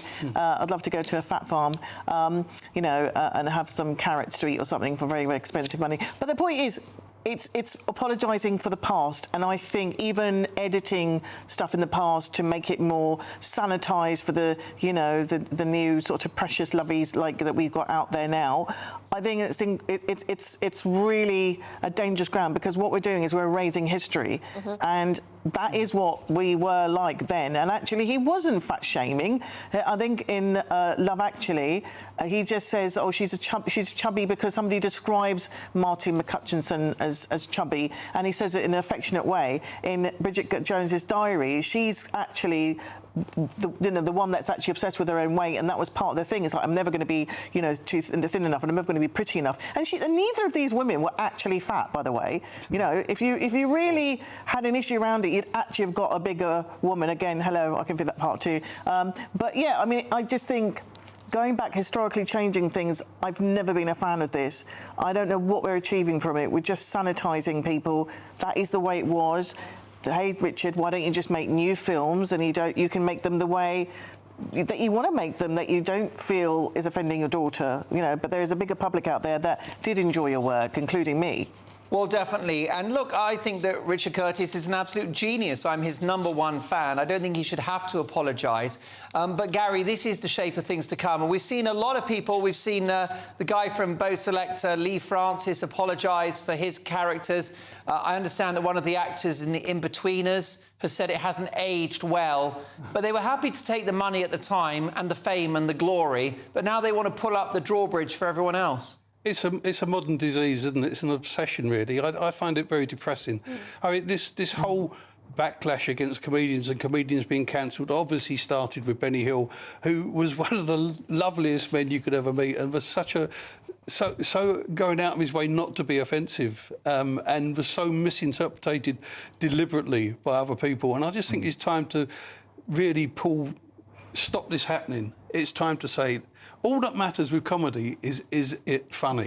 And all that matters with drama, by the way, is that it reflects real life. Yeah. And that's what, when you find the whole cult now of diversity applied to dramas like Vera, for example, Vera being one of the most ridiculous examples, because Vera's set in north of Newcastle, in rural northeast, where the white population is like 97%, and you still have this amazing cast of box-ticking characters. And you just think, well, come on, just tell a great story and reflect the reality of that era. Indeed. Are you bothered by fat jokes? Do you still find Notting Hill and Four Weddings entertaining? Let me know your thoughts, Mark, at gbnews.com. Now, coming up, Hollywood celebrities are trying to dictate to Joe Biden over the conflict in the Middle East. The A-listers are now in charge of foreign policy in America. Plus, is Princess Kate the budget princess? We'll get reaction from the Queen of US showbiz, royal and political reporting, Kinsey Schofield. Plus, reacting to the very sad news of the passing of England and Manchester United legend Sir Bobby Charlton. See you in 2. I'm Andrew Doyle. Join me at 7 o'clock every Sunday night for Free Speech Nation, the show where I tackle the week's biggest stories in politics and current affairs with the help of my 2 comedian panellists and a variety of special guests. Free Speech Nation, Sunday nights from 7 on GB News, the People's Channel, Britain's news channel. I think the most exciting bit for me is talking to ordinary people. People who I think are ignored often by the major news channels. We're going to give news they want to hear. There's a voice there that needs to be heard. I think there's a chance here for a diversity of opinion to be expressed, which you don't find elsewhere. It's really exciting. We don't hold back. We're free to say how decisions that are taken here affect us all around the country. Only on GB News, the People's Channel, Britain's news channel. There's only 3 people you can trust in life: your doctor, your lawyer, and your nana. I'm not sure. So join me, Nana Aquare, at 3 p.m. every Saturday and Sunday, where we discuss the biggest topics of the weekend. Be ready for battle. Could you be quiet? What is this? It's my new teeth. It's your new teeth. I don't bite. Well, not without a good reason. Always honest, always fun. Every weekend at 3 p.m. on GB News, the People's Channel, Britain's news channel. So Jubes and Kerr, we tackle the issues of the day with real, robust debate, both sides of the fence, battling it out with me in the middle with my forthright opinions and views. And often really interesting things happen because you start with a position and then by the end of the debate you find actually, well, I might not have thought about that one. What we need in this country is 2 new political parties. You should maybe think about doing a 2024 calendar. I'm Michelle Dewberry and I'm keeping you company right through until 7 o'clock this evening. GB News, the People's Channel, Britain's watching. Join us every night on GB News at 11 p.m. for Headliners, which is 3 top comedians going through the next day's news stories, which is exactly what you need, because when the establishment has gone crazy, you need some craziness to make sense of it. Headliners. You don't have to bother reading the newspaper. We've got it covered for you. Every night at 11 p.m. and repeated every morning at 5 a.m. We won't send you to sleep like some of the other paper review shows out there. So join us 11 p.m. every night on GB News. The People's Channel, Britain's news channel. Who is it? We're here for the show. More energy this time! Welcome to the Dinosaur Hour. I was married to a therapist. And you survived? I thought we were getting Hugh Laurie. Second best. You interviewed Saddam Hussein. What's that like? I was terrified. I'm playing strip poker with these 3. Ah! No, thank you. My CDs need to be put in alphabetical order. Are you going to be problematic again? The Dinosaur Hour. Sunday, the 29th of October at 9 on GB News.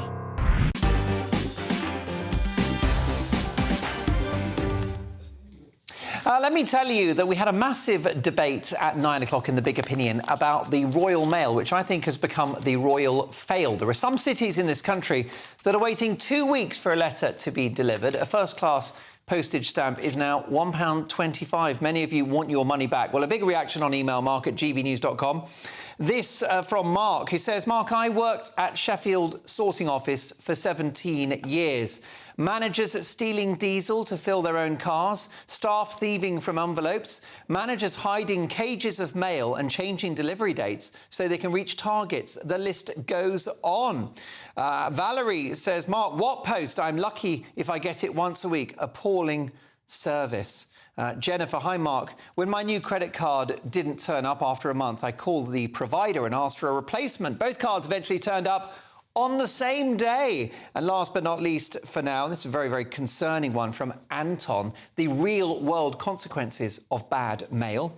Anton says, Mark, we've just received a letter that had to be answered within 7 days from the 2nd of October. We received it on the 18th of October, and that's 10 days outside the time given to reply. Now we have HMRC sending us into insolvency. We are praying they will reconsider. Well, Anton, I sincerely hope you're able to appeal that, and I wish you well. Look, lots more now to come. We've got the papers on the way, but it's time for US News with the Queen of American showbiz, royal and political reporting, Kinsey Schofield. Kinsey, great to see you. And can we talk about the people who are dictating US foreign policy? Because it's not Joe Biden, is it? No, that's right. 55 celebrities and advocates within this group called Artists for Ceasefire have sent a letter to President Joe Biden.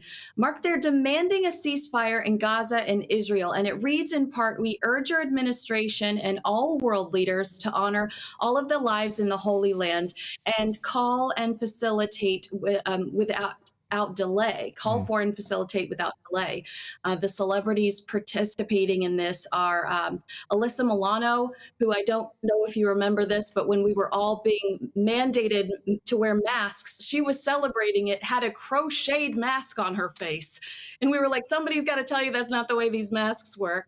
So Alyssa Milano is one of those celebrities. Hassan Minaj, who's been in a lot of trouble lately. I've heard you guys talk about Bill Maher on your show earlier. Bill Maher went after him for lying about some racism that he says he's received in his lifetime. Kristen Stewart and Joaquin Phoenix. So there are some pretty big names on this list, but it reminds me a little bit of the Artists for Palestine UK letter that I'm sure you're familiar with over there, where they went as far as to accusing the British government of not only tolerating war crimes, but aiding and abetting them. Indeed so. Meanwhile, let's head to the UK and the Princess of Wales. Is Kate the bargain princess? I mean, I think so. I think that that's one of the reasons why we love her so much, because we can see her in something and run to the mall and be wearing it within an hour. In fact, if you're just researching Kate Middleton's style or the Princess of Wales style on popular search engines like Google or Bing, the word affordable is typically attached to her, style articles and searches for her. So she's known as, buying something at Zara or The Gap or Topshop for, let's say, 60 pounds or 100 pounds or under, and repeating that outfit over and over again. And it's just very relatable. It's not something you necessarily would expect to see from someone in her position. No, too right. She's a big fan of the Zara blazer. I don't know, do you have Zara in America? Wonderful Spanish brand. I'm wearing it right now, Mark. Well, you look better than she does, let me tell you. Definitely. No Can we talk about Meghan's new BFF, Kim Kardashian? Oh my goodness, Mark, this is wild. And I have been like hinting at this, can I just say, for the last 6 months, I've been saying that we should all expect a Kardashian and Markle collab. It's on the horizon. According to me, it's on the horizon. But the Mirror reported that Kris Jenner is trying to get Harry and Meghan on an episode of The Kardashians on Hulu. This was about a week ago, but more recently in the Daily Beast, some of Harry's friends from Eton have chimed in to say, yes, while it used to be a joke that Harry and Meghan could become the next Kardashians, they do think that this is a likely career pursuit for the two of them. And it's a great reflection of how their brand has fallen, which I thought was really interesting. But of course, for Meghan, it's going to be a total win because Kim Kardashian is one of the most powerful women in Hollywood. Yeah, she desperately needs that friendship. Love her or hate her, we're going to be talking about Meghan Markle forever, aren't we? We are, Mark. And I'm glad I'm in it with you, okay? In it for the long haul. Also, someone else that's in it for the long haul, pop superstar Britney's made headlines this week. Yeah, she's got her new book coming out. I've pre-ordered the physical copy and the audiobook so I can speed read while I'm in the shower. I can still be getting my Britney fix. But a lot of, very, disturbing kind of wild revelations coming from the pop star. She talks about how she would drink at a young age with her mother. Talks about how her father constantly talked about her weight and called her fat and made her insecure. Wow. But also talked about cheating on Justin Timberlake, who she cheated on Justin Timberlake with, and the idea of them having an abortion together, which shocked a lot of fans. Crumbs, that's oversharing on a grand level, isn't it? It is oversharing, and it opens you up to persecution, Mark, because she says that this happened between her and Justin Timberlake. However, now some American outlets are insinuating that perhaps the baby belonged to Wade Robson, who is the man that she cheated on Justin with, because you're trying to figure out why would Justin be so angry that he'd write Cry Me a River if she just made out with Wade at a nightclub. And then her makeup artist told TMZ that she found a 14-page breakup letter to Wade. Oh my gosh, Mark, get over here. It's crazy. It's kicked off. Well, listen, Kinsey, can't wait to see you in in a week's time. Thank you for bringing us up to speed on what's happening stateside. The queen of US showbiz, royal and political reporting, Kinsey Schofield. Check out her podcast, To Die For Daily, and her website of the same name. Now, earlier today, we've been asking you online as the BBC make a screeching U-turn on Hamas and now calling them actual terrorists. Have they damaged their reputation permanently? The results are in, and 91% say yes, the Beeb have damaged their reputation, and 9% have said no. So 90.9 versus 9.1. There you go. There's my mathematics for you. Coming up, tomorrow's newspaper front pages and live reaction in the studio from our top pundits. Plus, they'll be nominating their headline heroes and back page zeros. The papers are next.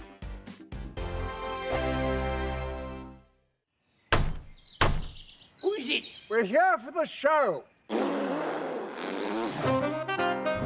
More energy this time! Welcome to the Dinosaur Hour. I was married to a therapist. And you survived? I thought we were getting Hugh Laurie. Second best.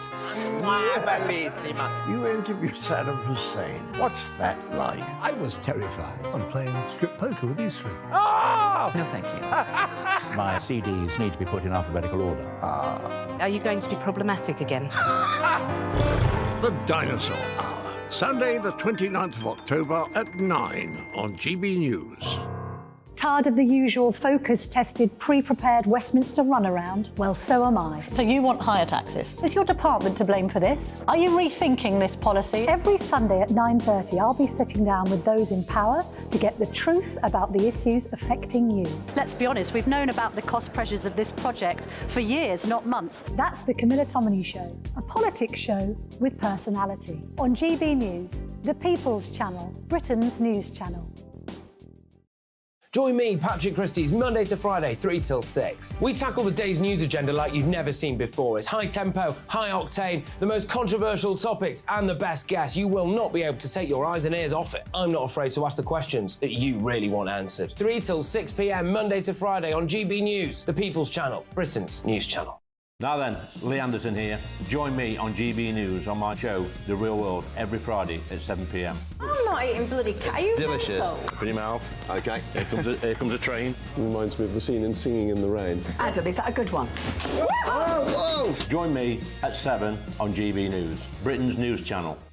I'm Andrew Doyle. Join me at 7 o'clock every Sunday night for Free Speech Nation, the show where I tackle the week's biggest stories in politics and current affairs with the help of my 2 comedian panellists and a variety of special guests. Free Speech Nation, Sunday nights from 7 on GB News, the People's Channel, Britain's news channel. GB News, unlike other broadcasters, isn't obsessed with the London-Westminster bubble. We think there's a nation beyond the M25, and that's why we talk about the issues that matter across the land. Join me on State of the Nation, 8 to 9 o'clock, Monday to Thursday, on GB News. Daisy's listening, and you should too. I think the most exciting bit for me is talking to ordinary people. People who I think are ignored often by the major news channels. We're going to give news they want to hear. There's a voice there that needs to be heard. I think there's a chance here for a diversity of opinion to be expressed, which you don't find elsewhere. It's really exciting. We don't hold back. We're free to say how decisions that are taken here affect us all around the country. Only on GB News, the People's Channel, Britain's news channel.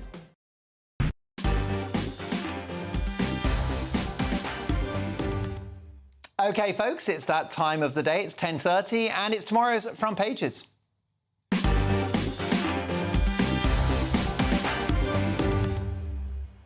And we start with the Sunday Mirror. We remember a wonderful man.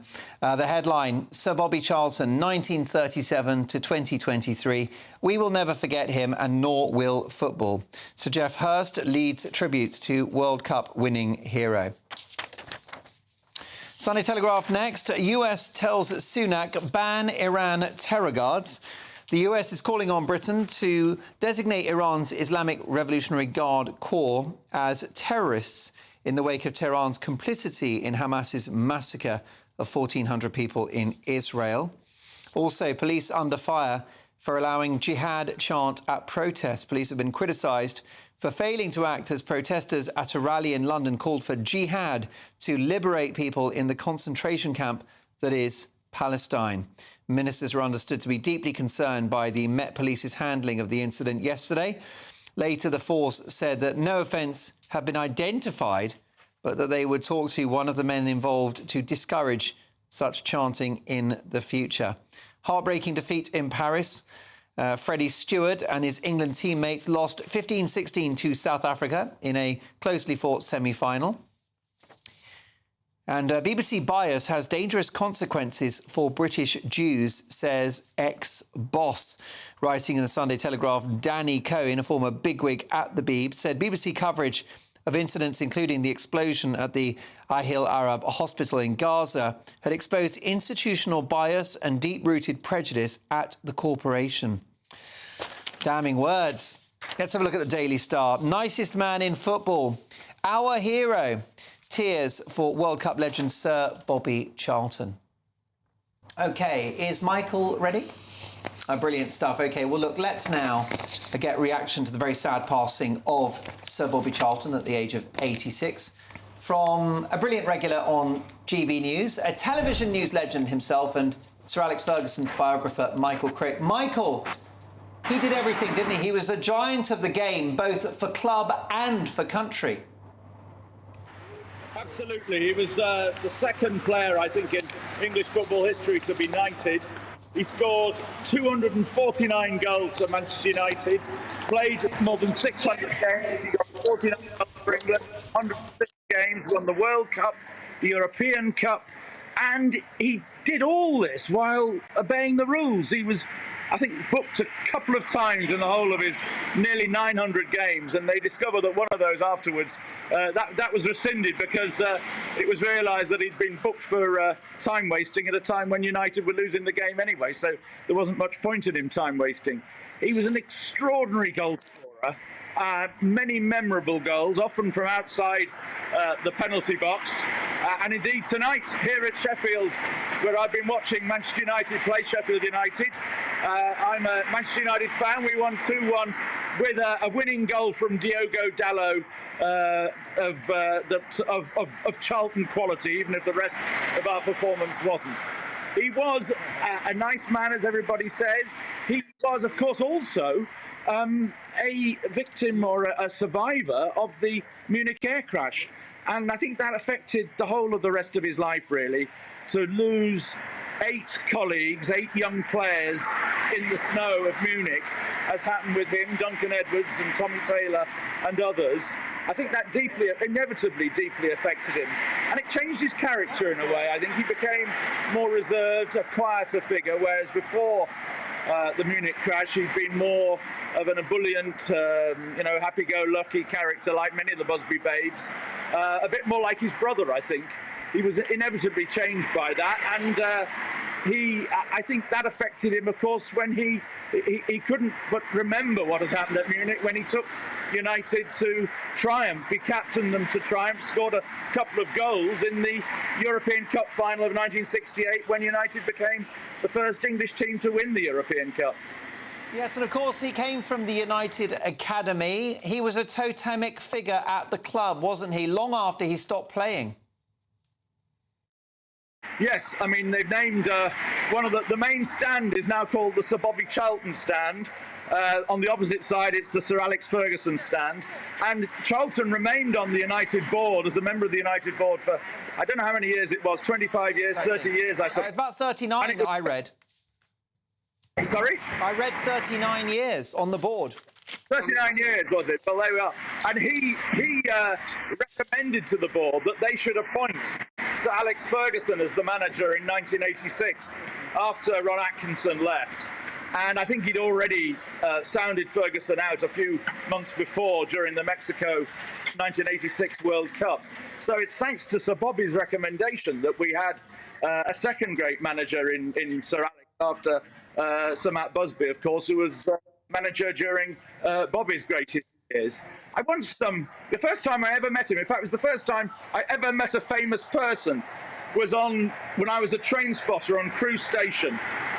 And this was about 1969, I'd say. And he was just sitting on a bench in front of the buffet, just there on his own.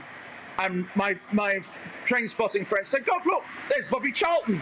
And we rushed over to get an autograph, and he obviously he signed for us. And it was just extraordinary to think now that in those days, superstar footballers, and he was a world superstar, known throughout the world, would just be sitting there on a railway station on his own, nobody with him, travelling down to Cardiff from Manchester for the international game. A totally different world from football today.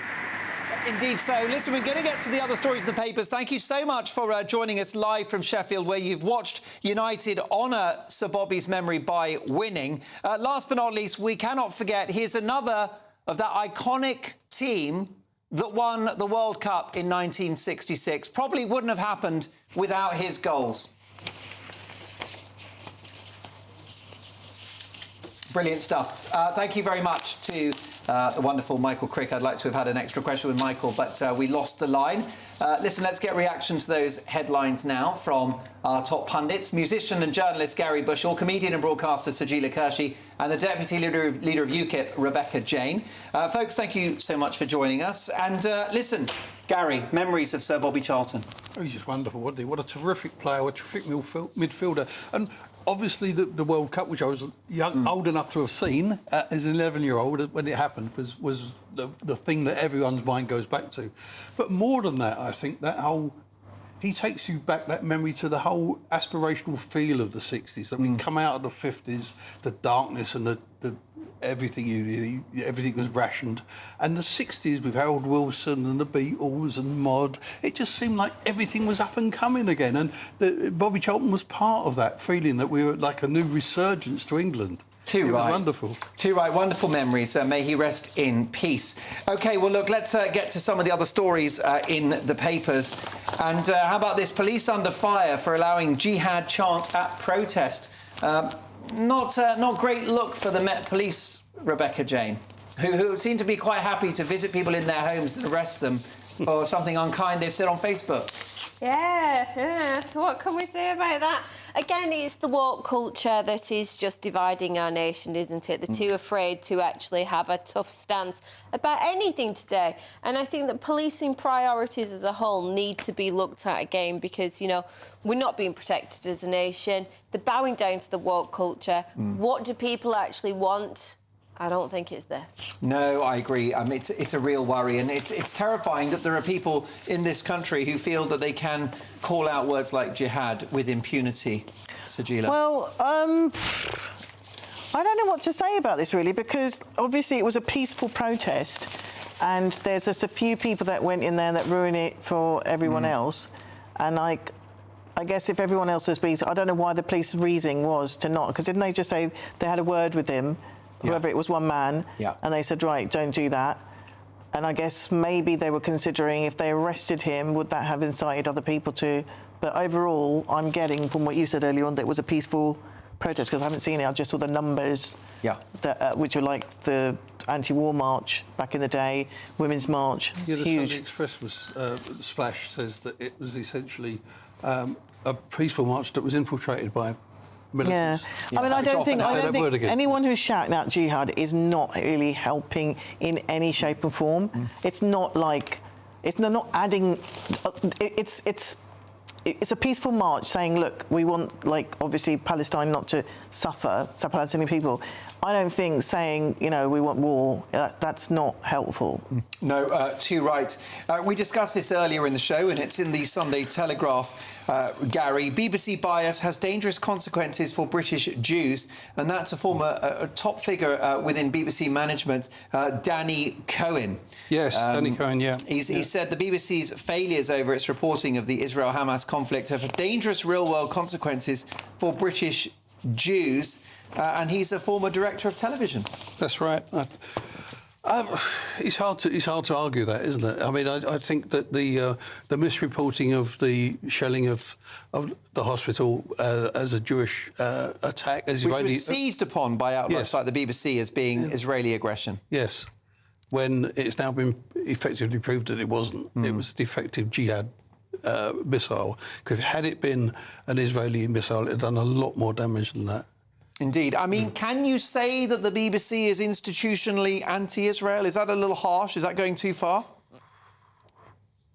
I think it's pretty much anti anything to do with things that most people agree with, really. I think it seems to have a perverse pleasure in distancing itself from majority opinions and from common sense in general. I just find it really depressing. And you saw it right back as long ago as the Falklands, when they refused to broadcast Ian Curtis's Falklands play. The idea that they might be on our side is just beyond them. They don't want to go down that route. Indeed, and it's a very, very damning thing for the BBC if they lose the support of the Jewish community in this country, Rebecca Jane. Absolutely.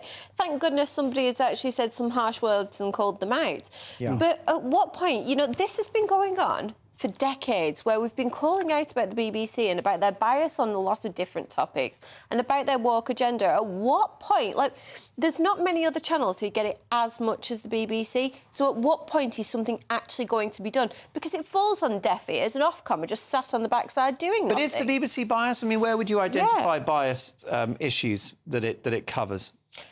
Well, they are definitely wholeheartedly woke. They all the trans ideology and all the rest of it. I absolutely do believe that, you know. And there was an idea that I was coming up with then about what they got sued for. What was it back in the 80s? Political bias has been a stream going through it. You know, I sat on this programme not so long ago and I think there was 27 instances of bias about the BBC. You know, it's not the same. And actually, there was politicians who sued the BBC and they won because of their bias. So this has been going on for decades. It's not new and we're all just sat around and letting it happen. But can I just play devil's advocate here? Because what isn't a bias? You know, GBNews has a bias. It depends on the editor. It depends on who's, like a newspaper. But I guess you know, our bulletins deliver the news, and then our presenters have an opinion. Yeah, but they may think the same thing. But every station, you know, I don't know how you don't not have a bias. But uniquely, the BBC are required by law to be involved. I know they're required by law, but they do have presenters that are clearly, you can see when someone's speaking which side of the fence they kind of sit on, and they're trying to be Especially when they leave the BBC and start a podcast, and you realise just how biased they actually were. I just wonder how we regulate. I mean, I think it's a difficult one because I don't know what any organisation, they all have a bias, you know, and that's the kind of. I mean, I get where you're going with it. I don't quite agree. I do think that I do believe that GBNews is a lot more balanced. And I can see the agendas playing out with the BBC. We saw it with COVID, we saw it with lockdowns, we saw it with vaccinations. It was heavy-handed. One narrative. One-sided. Although isn't most of the media like that? Not all. No, there's a lot of the media that's like it, but no, I don't think it's as like it as much as the BBC. OK. I think all media. Well, there you go. Listen, lots more stories to come, more front pages. Plus, my pundits will be nominating their headline heroes and back page zeros of the day. Lots to come. See you in 2.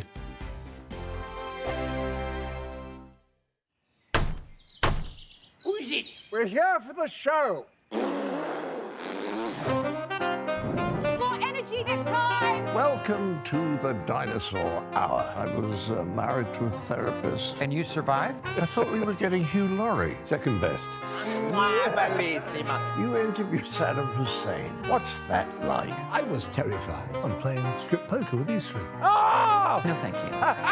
My CDs need to be put in alphabetical order. Are you going to be problematic again? The Dinosaur Hour. Sunday, the 29th of October at 9 on GB News. What you get for breakfast is something that, if we do our jobs right, you will wake up to news that you didn't know the night before. It's a conversation. It's not just me and Eamon. We want to get to know you, and we want you to get to know us. From 6, it's Breakfast with Eamon and Isabel. Monday to Thursdays on GB News. Britain's news channel. People in Britain, they love free speech, but they also love fair play. I don't care if I'm speaking somebody from a trade union, from the Labour Party, somebody from the SNP. And I think the viewers like to see that actually we can challenge one another, but in a positive way. We think we ask the questions that people want to ask, and often we ask the questions that we wanted to ask in Parliament but never got the chance to ask. So join us every Saturday, 10 a.m. till noon on GB News, Britain's news channel. Nightmare commute. Kick it up a gear with me, Patrick Christie's, at drive time, 3 till 6 p.m, Monday to Friday on GB News Radio. You can listen online and on DAB+, on the smart speaker app, and on the GB News app. And if you've got an Alexa, all you have to say is, Alexa, play GB News. We're also on TuneIn and the Radio Player apps. From the school run to rush hour, get revved up with me, Patrick Christie's, on GB News and GB News Radio. Tired of the usual focus-tested, pre-prepared Westminster runaround? Well, so am I. So you want higher taxes? Is your department to blame for this? Are you rethinking this policy? Every Sunday at 9:30, I'll be sitting down with those in power to get the truth about the issues affecting you. Let's be honest, we've known about the cost pressures of this project for years, not months. That's the Camilla Tominey Show, a politics show with personality. On GB News, the People's Channel, Britain's news channel. Join us every night on GB News at 11 p.m. for Headliners, which is 3 top comedians going through the next day's news stories, which is exactly what you need, because when the establishment has gone crazy, you need some craziness to make sense of it. Headliners. You don't have to bother reading the newspaper. We've got it covered for you. Every night at 11 p.m. and repeated every morning at 5 a.m. We won't send you to sleep like some of the other paper review shows out there. So join us 11 p.m. every night on GB News. The People's Channel, Britain's news channel.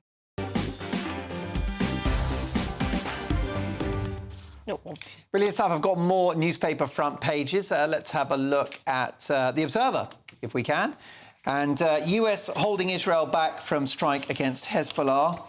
Bobby Charlton, 1937 to 2023, England's greatest footballer. Sunday Times, with his passing, a little piece of England has died, writes Martin Samuel.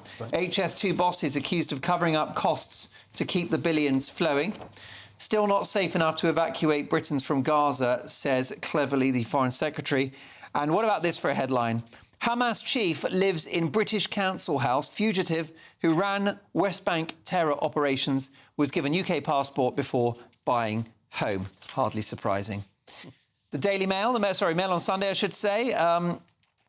Top minister's chilling warning to Mail on Sunday dramatically escalates fears of all-out war across the Middle East. Israel, we will strike head of the snake, Iran. That's right, Israel tonight vowed to cut off the head of the snake and launch a military attack against Iran if Tehran-backed terror group Hezbollah joins the war. Sunday Express, farewell, Bobby. Football mourns loss of World Cup legend. And terror plot to recruit protesters. Undercover agents mix with pro-Palestine marchers to seek out dangerous fanatics.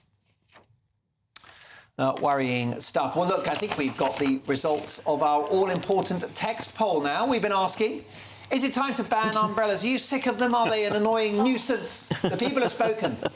And 12.5% say yes.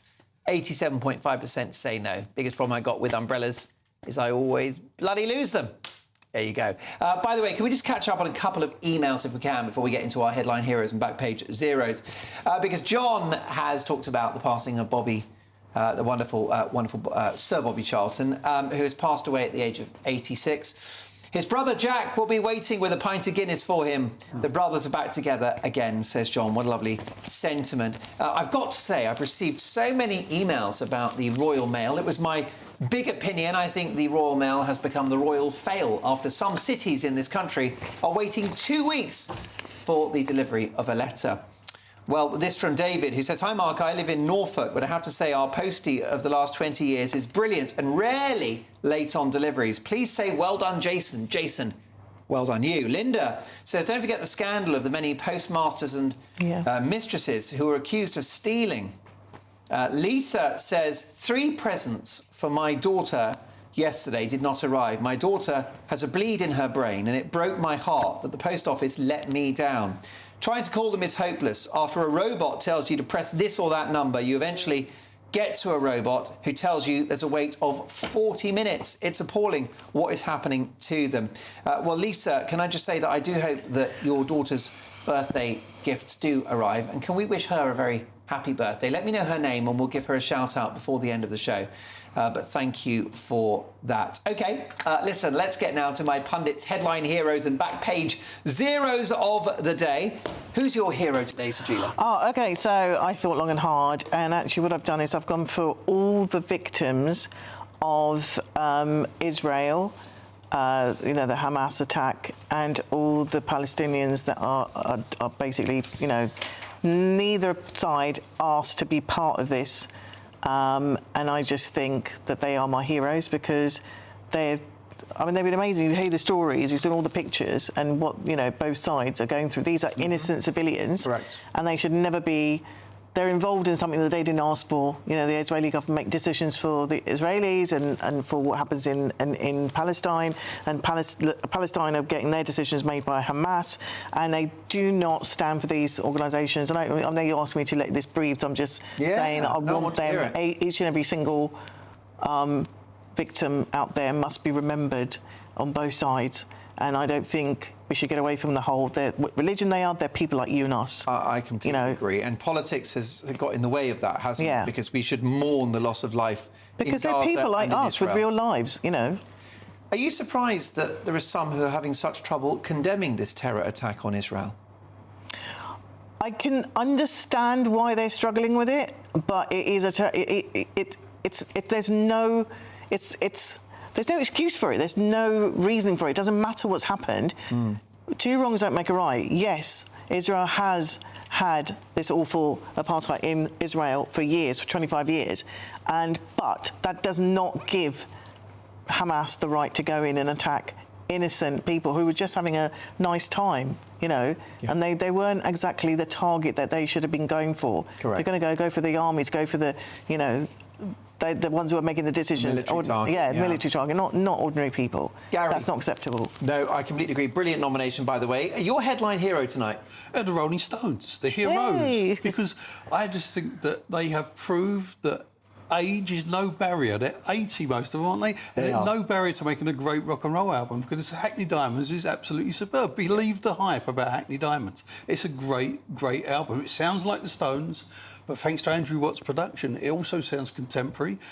Jagger's lyrics sound contemporary. They're all about what's happening around us now. And I just think this is, anyone who's slightly older pushes him on Sweet Sound of Heaven. It actually pushes him to some of his greatest vocals for a long time. Oh, there you go. Another great Briton, the brilliant Mick Jagger. And I will check out that album. Rebecca Jane, your headline hero. Listen, it was slim pickings this week for me. So I am probably going to... I think that your suggestion there was probably the best one of the day by far. Colleen Rooney, right? Because I have watched the 3-part documentary now about Wagatha. And Wagatha, I know, it's fabulous. I actually think it's what has been so trivialised and what has been made such a joke of is actually something really serious. It's cost a heck of a lot of money to put yourself through the absolute media spotlight. It's awful. Yeah. And actually, well done to her for standing up to a bully. There you go, laughing all the way to the bank as well. Second night in a row that she was a headline hero. Last night, Mike Parry nominated her as well. Your back page zero, Sajida. OK, well, I'm sorry, this zero has affected... It's caused so much catastrophe, so much damage, absolutely evil. Storm Babbitt. Yeah, Storm Babbitt can do one. Needs to be cancelled. And needs to be cancelled. People have lost their lives. People have lost their lives. People have lost... I mean, it's just floodies everywhere. And I'm sorry, I'm just thinking... If Noah's out there building an ark, right, we need... I'm getting my place in there now. So, Noah, just like, if you're listening, can I be one by one? Yeah. First class compartment. How about you, Gary, your back page zero? Well, I'm afraid to say it's Richard Curtis. I agree with you, he's a fine comedy writer, but to me, the man is wetter than Oliver Dowden. I just think that we have to stop apologising for yesterday. It was a different era. What we should be doing, what he should be doing in particular, is writing something good now for the next generation. Correct. Rather than banging on about things... Has he got a film called yesterday? Say again? Has he got a film called yesterday? Yeah, he was involved in that, wasn't he? There was a movie. Well, look, Rebecca Jane, that's a great nomination. Your back page zero. Keir Starmer. Why? What's he done now? Because he's a moron. Oh. That's a bit harsh, that language. That's intemperate. He's got the charisma of a turkey dinosaur. And his idea of obviously potentially sending people to prison for up to 2 years for misgendering somebody is the most amount of nonsense that I've heard, maybe even all year. There you go. OK, well, Keir Starmer would say he's ahead in the polls and is therefore laughing all the way to number 10. Thank you to my brilliant pundits. You for your company. We're back tomorrow at 9. Headliners is next. I'm Andrew Doyle. Join me at 7 o'clock every Sunday night for Free Speech Nation, the show where I tackle the week's biggest stories in politics and current affairs with the help of my 2 comedian panellists and a variety of special guests. Free Speech Nation, Sunday nights from 7 on GB News, the People's Channel, Britain's news channel. I think the most exciting bit for me is talking to ordinary people. People who I think are ignored often by the major news channels. We're going to give news they want to hear. There's a voice there that needs to be heard. I think there's a chance here for a diversity of opinion to be expressed, which you don't find elsewhere. It's really exciting. We don't hold back. We're free to say how decisions that are taken here affect us all around the country. Only on GB News, the People's Channel, Britain's news channel. There's only 3 people you can trust in life.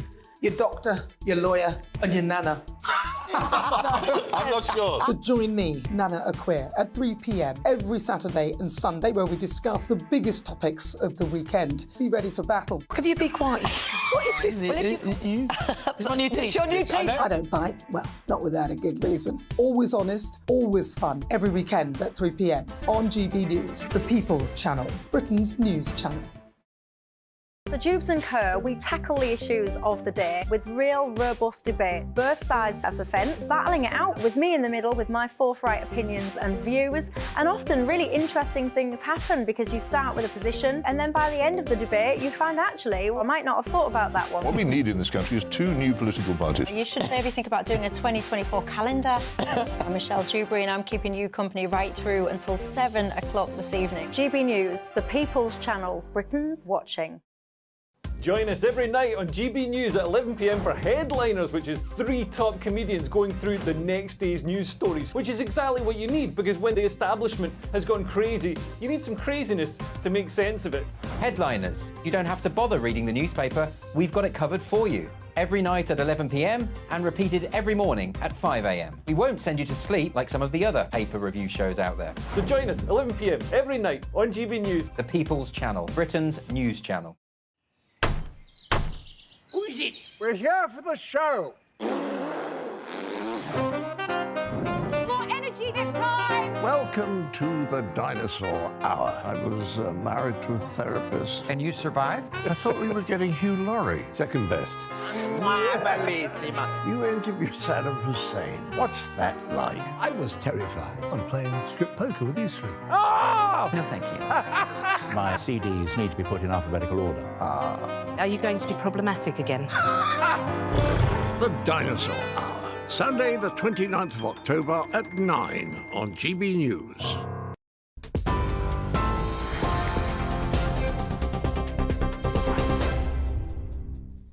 I'm Lisa Hartle in the GB Newsroom. The UK is calling on Israel to show military restraint in its war with Hamas. Addressing a peace summit in Egypt, the Foreign Secretary said he's spoken to the Israeli government about its duty to respect international law and the importance of preserving civilian lives. James Cleverly also told the conference efforts need to be made to prevent an escalation in violence. We have a duty to work together to prevent instability from engulfing the region and claiming yet more lives. We must work together to prevent the tragic situation in Gaza.